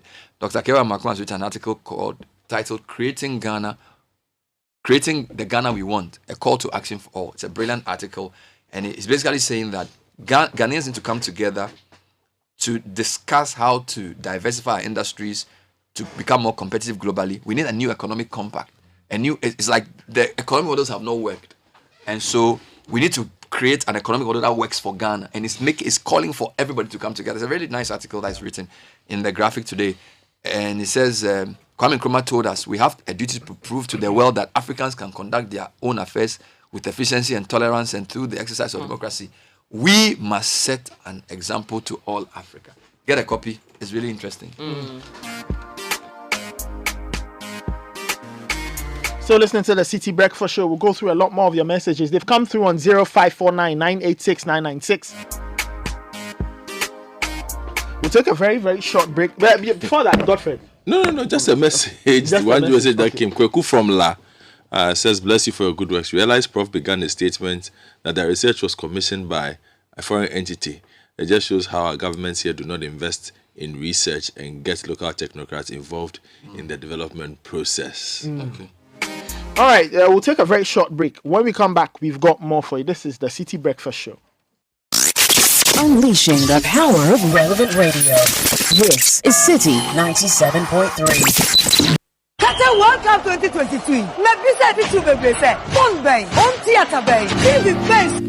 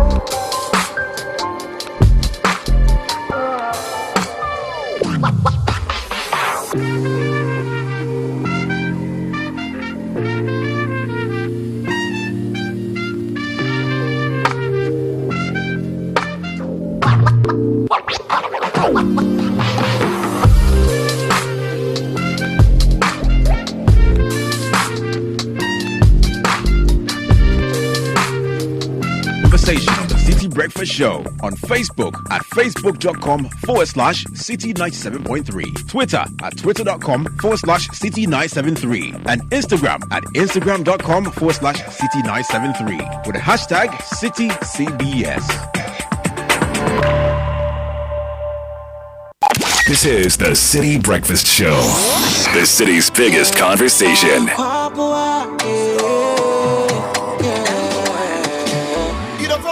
Range Rover in a picture, Benzie in a picture, our mansion in a picture. You post the $1 billion in a picture, all the girls in the picture. You go party, you drop picture. Now you post the me and me business, me and me life. They me the baby on phone. My data, me and me phone, no, me phone. My business, my movement, what I do, no they concern you. Been watching me and Kahubo say, and so never jealousy go shake. Intimate picture of the picture, picture of the picture, picture of the picture. You push the picture of the picture, picture of the picture, picture of the picture. You don't push the I'm a post the mommy, meet and greet, host the mommy. Wine get here, friend the mommy. Who when I go to mommy? When you're a bando, now I'm download it. 44 gig, maybe upload it. Caption, I can see my compose it. Baby, I'm impose it. One casa, ministry, now we can have a son of man casa, and then pull up on them. As I got, must be a true no casa, one casa, on Geneva, I'm on a block. They posting a one like you already block. But we say, hey, big jacket, I never said who's a money in your pet, picture. 9:29. Still listening to the Citi Breakfast Show. Your messages are welcome on 0549 986 996. We'll go through them before my time runs out. But let's switch track slightly. Of course, we're talking about growing the economy and all of that. Now, women play a key part in our economy. For those who didn't know, if you read a lot of the literature, you find that, look, women are doing big things across the spectrum, really. Now, think about this. Now, Africa leads the world in terms of the number of women business owners. There are women in Africa are more likely to be entrepreneurs than men. So that's something we all need to think about, even as we think about the big ticket items of restructuring the economy and all of that. So I've been joined by Joel Thompson. Joel Thompson is a lecturer at the Ashesi University. She's also the lead. She's lead at the African Women Amplified. She's an award-winning social impact strategy. She's got 10 years of experience, so which means she knows her stuff, and she knows her stuff like the back of her hand. She's been working with NGOs, social enterprises, and startups. And she has to talk a bit more about, the work they're doing at the African Women Amplified, and tell us some of the great things they'll be doing as the year comes to an end. Joel, good morning. Welcome to the Citi Breakfast Show. Good morning. Thank you for having me. How are you doing? I'm doing very well, thank you. All right. Now let's talk about the African Women Amplified. I read some very interesting background about what women are doing all across the continent and all. But what are you doing? So largely, what is the African Women Amplified, and what do you do to ensure that women entrepreneurs have more on their hands, they can achieve more, do big things for themselves and for the economies in which they operate? Oh, beautiful. Great question. So as you were saying so clearly is the fact that we know that almost over 58% of women globally, or entrepreneurs globally, are comprised of women. And we see that happening particularly on the continent. So happening in Ghana, Nigeria, Botswana, even Uganda, purporting a lot of these high rates of women. So when we're thinking about this concept of entrepreneurship, if women make up majority of the entrepreneurs that we're seeing emerge on the continent and even globally from Africa, then what happens to the level of support that they received? It's not on par with the level of support that's received for men, in the sense when we're talking about it from a financial perspective, investments, startup teams that are usually in the accelerators, incubators, etc. So we asked the question, why is this happening and what is it that women need? And so myself, along with about 14 other leaders in the space, were selected with our team Andy to participate in an MIT exploratory design session. And in that, we had a conversation about what's happening within West Africa. So as you know, I've been here before with my lead, Gordon, and we helped to develop the Ashesi Venture Incubator. And so from that incubation startup, we were recognizing what was happening with women, which is why I was selected to join this original conversation.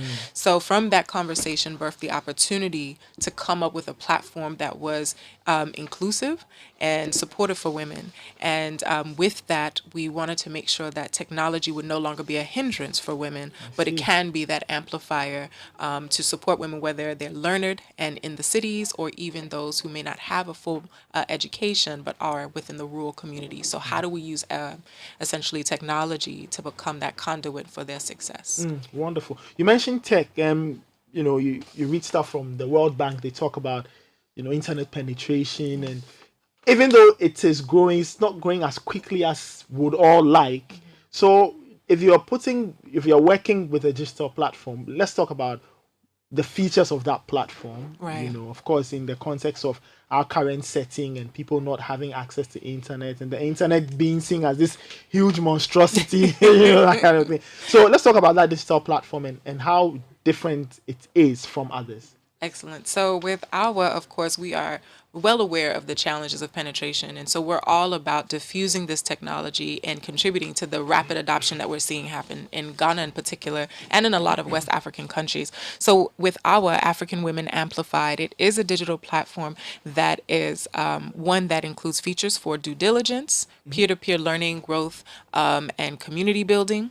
We also have features around funding, access to grants that entrepreneurs may need. And then we also ensure that people on the platform are focused on not just English, so we have an Anglophone component and a Francophone component. To this, next year what we'll be including in this is artificial intelligence. So the artificial intelligence comes into the platform to use some sort of predictive analysis and recommender systems so that the women who sign on to the platform, the behaviors are understood as to how they use, how they learn the platform or learn with the platform, how they engage with others, so that recommendations can be made to help their particular entrepreneurial journey. So it's meant to also serve as a matchmaker for investors who are also on the platform that removes a lot of the red tape that sometimes come with women who are trying to access funding and maybe can't go to a certain location or aren't a part of the right accelerator or group. So that's also available. So we have both online and offline components to the platform. And then eventually we'll be able to get a few more that will support feature phone use as well. Great. So am I to assume that this platform will be, it's for the continent, for anybody who's out there in any country, any corner of this continent, right? So it's only Ghana specific? Hey, Ghana. We're starting off with West Africa. I see. So we're doing the 16 countries within the West African region. And then after next year, we'll expand and grow more into other African countries. So people can join in right now. So if you go to www.africanwomenamplified.com or even follow us on Instagram, which is at African Women Amplified, you will be able to join in and join our beta testing group right now that are using the platform, giving us feedback on what needs to be improved and how we can make sure that this is truly for women and, of course, governed and designed by women. Great. Let's talk about your event in December. What event is it? And who's expected to be there? Okay. So for December, we are doing a formal launch. And so this is going to, of course, invite and welcome everyone in entrepreneurship to come and, one, learn more about the platform, how it works, and then also connect and engage with other women entrepreneurs and leaders in our space currently. So we're going to be doing this now December 17th. So it's a Saturday at 3 p.m. And we'll be doing it with one of our partners at Impact Hub Accra. Okay. December 17th at Impact Hub. So who can attend? Anyone. It's open to everyone. If you are curious about how technology can help you support your business, you can come to this event. If you have a business, you're just starting up, wherever you are in your entrepreneurial journey, this is for you. We'll have a lot of sessions to support those who are just starting up their businesses or those who are looking to access the funders in the space that can help their businesses grow. I see. And if somebody wants more info, how to register? Yes, just go to www.africanwomenamplified.com. Okay. Great. That's wonderful. I'm always fascinated when I hear of such initiatives, because of where the world is now and the fact that you have to bring everybody along. So I always love it when I hear these things, all these great initiatives, just to get people acquainted with what is new, but of course helping them solve their own little problems, and get them going on their entrepreneurial journey. It's wonderful. So December 17th is the event happening at Impact Hub. Yes. So those who don't know Impact Hub, I'm sure it's very easy to find. You can find it. I suspect it will be on the map. You can find it, and you can visit www.africanwomenamplified.com to get more info, how to register, and then just attend and be blown away. It's up to us to create the shift we want to see in the economy. So this is one of our ways of giving back and ensuring that our women aren't left out in the last mile or the stretch as we see. So this is the work that we're doing to build that. Great, Jewel. Thank you so much. Thank you so much. It's been fun talking to you. I've been talking to Jewel Thompson. She's a lecturer at the Ashesi University and lead of the African Women Amplify. They have a great session, an info session. It's an info session, right? It's a launch event. It's a launch. So okay, not the info session is launch. Sorry. So they are launching the African Women's Amplified platform on the 17th of December. So if you heard this and this is your thing, if it's right down your alley, visit www.africanwomenamplified.com. Register, just go there, and that's it. You are part of this new wave of being on digital platform and getting to grow as an entrepreneur. So it should be fun. It should be great. Joe, thank you so much. All right, thank you. And you can join too, Richard. It's for men too. Men can come All on. right, we'll be there. All right, thanks. All right. Bye-bye. Meet up on a thing, Magic. It's so easy.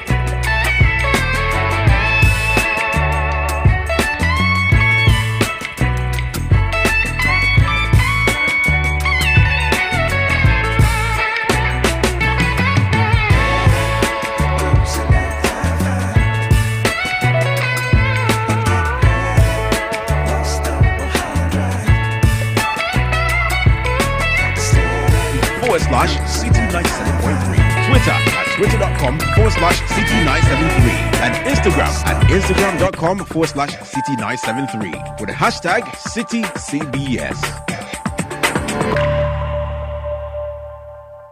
This is the Citi Breakfast Show, the city's biggest conversation.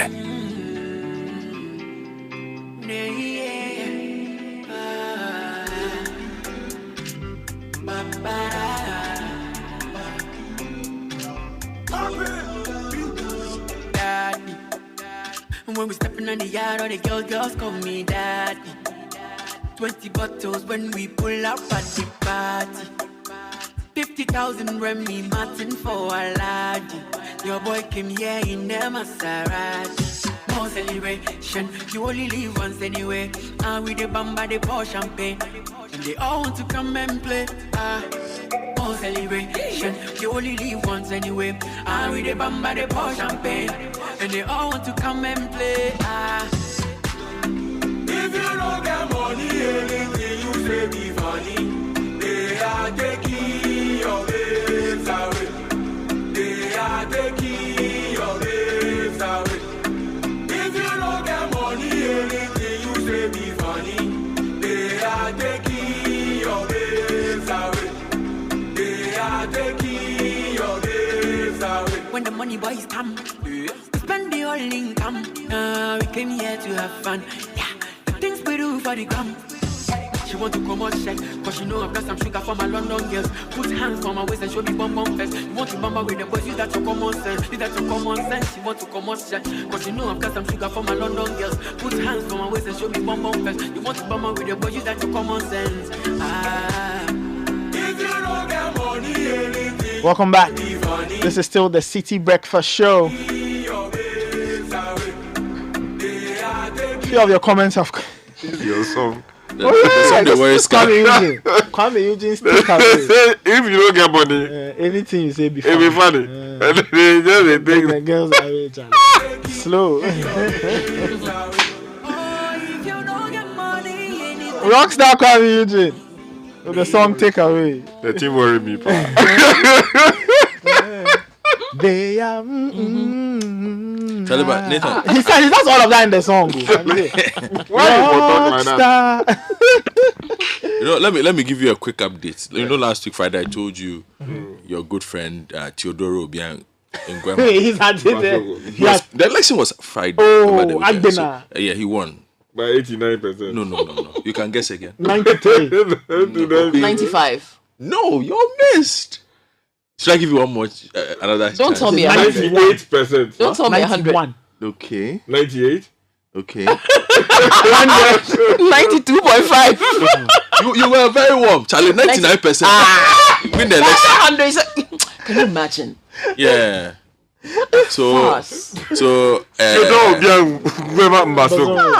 they had his party had 67,012 votes out of the 67,196 that is counted so far.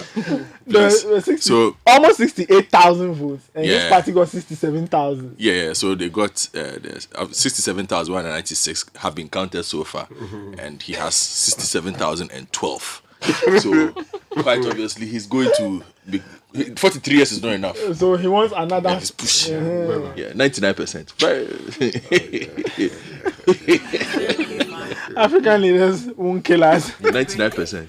I don't know how it happened. If like vote against him.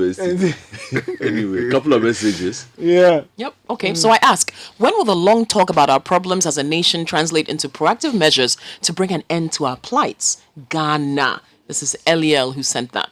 Hey, I'm a Ghana. Sometimes I just wonder, is it that our leaders don't know all these policies and plans to cushion our economy and better the lives of people through all these initiatives? The professor spoke well. Where does all the borrowed money go? God save Ghana. Kofi Inosu says, Bernard, how can Ghanaians come together for development when we are politically polarized and leadership is not ready to unite us? All right.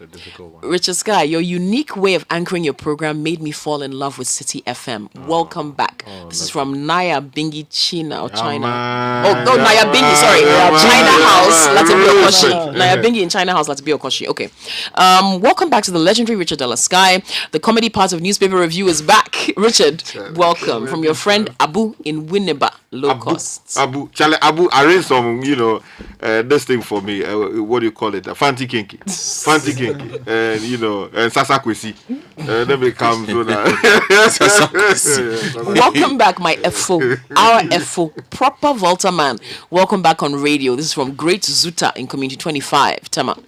Thompson from Dakuman says, good morning. How come Lawyer Skye's accent didn't change like that of...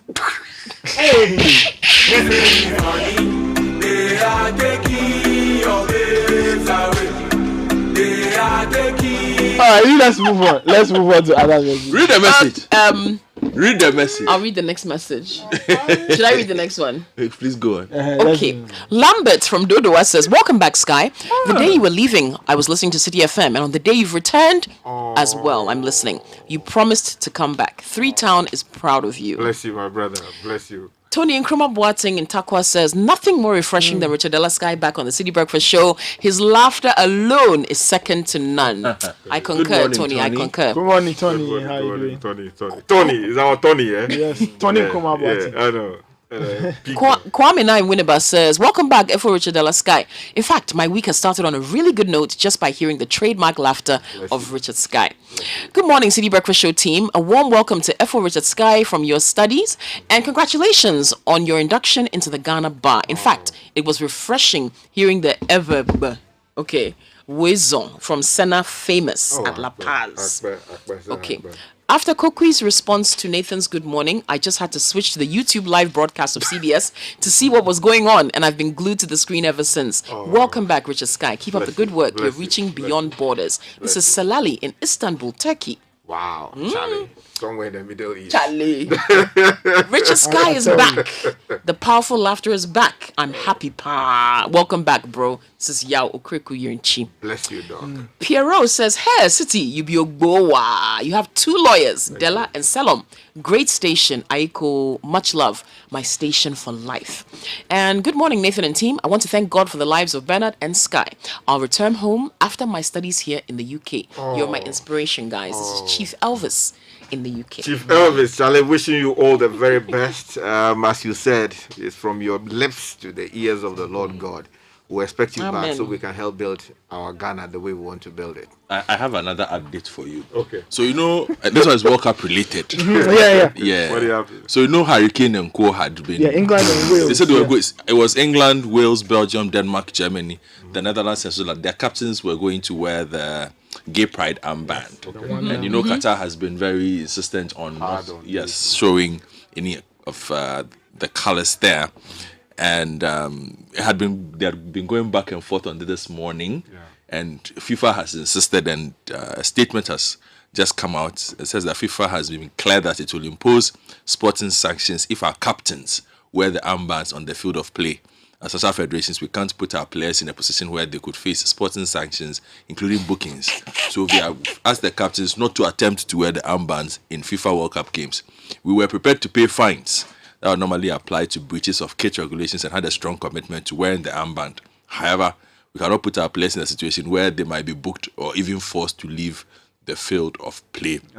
We are very frustrated by the FIFA decision, which we believe is unprecedented.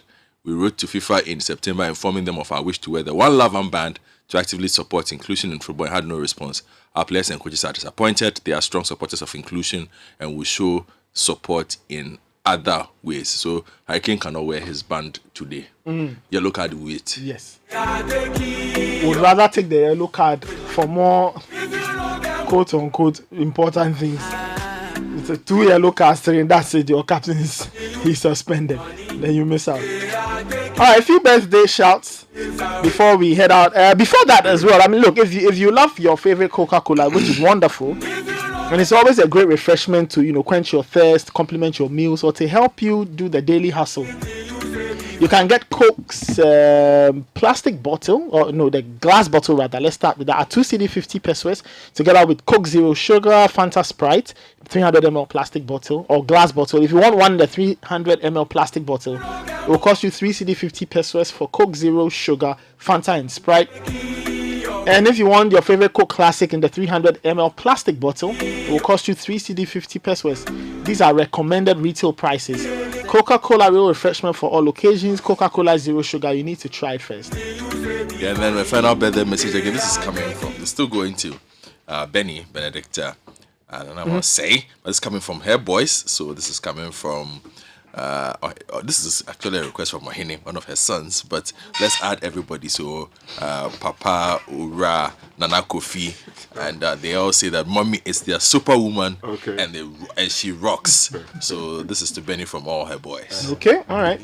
This one says, please give a loud shout to my wife Nanaraba Bintum from me as she celebrates her birthday today. This message is from David Amable, so he's wishing his wife a happy birthday.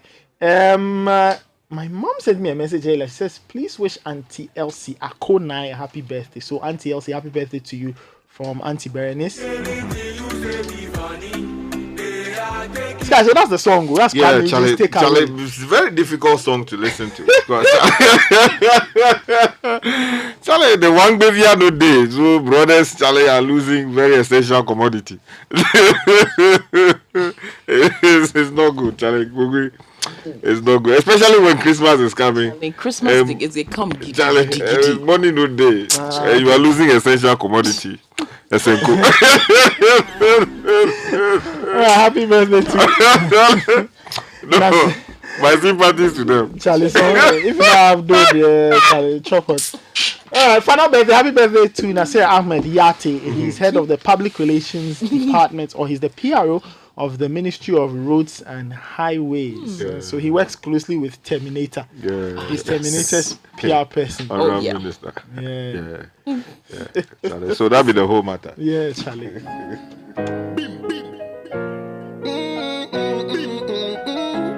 Oh, that rhythm, yeah, sweet. So that tune, yeah, got mad up the Christmas and beyond. You know, see, so tell a little girl them fi come join up. Hey,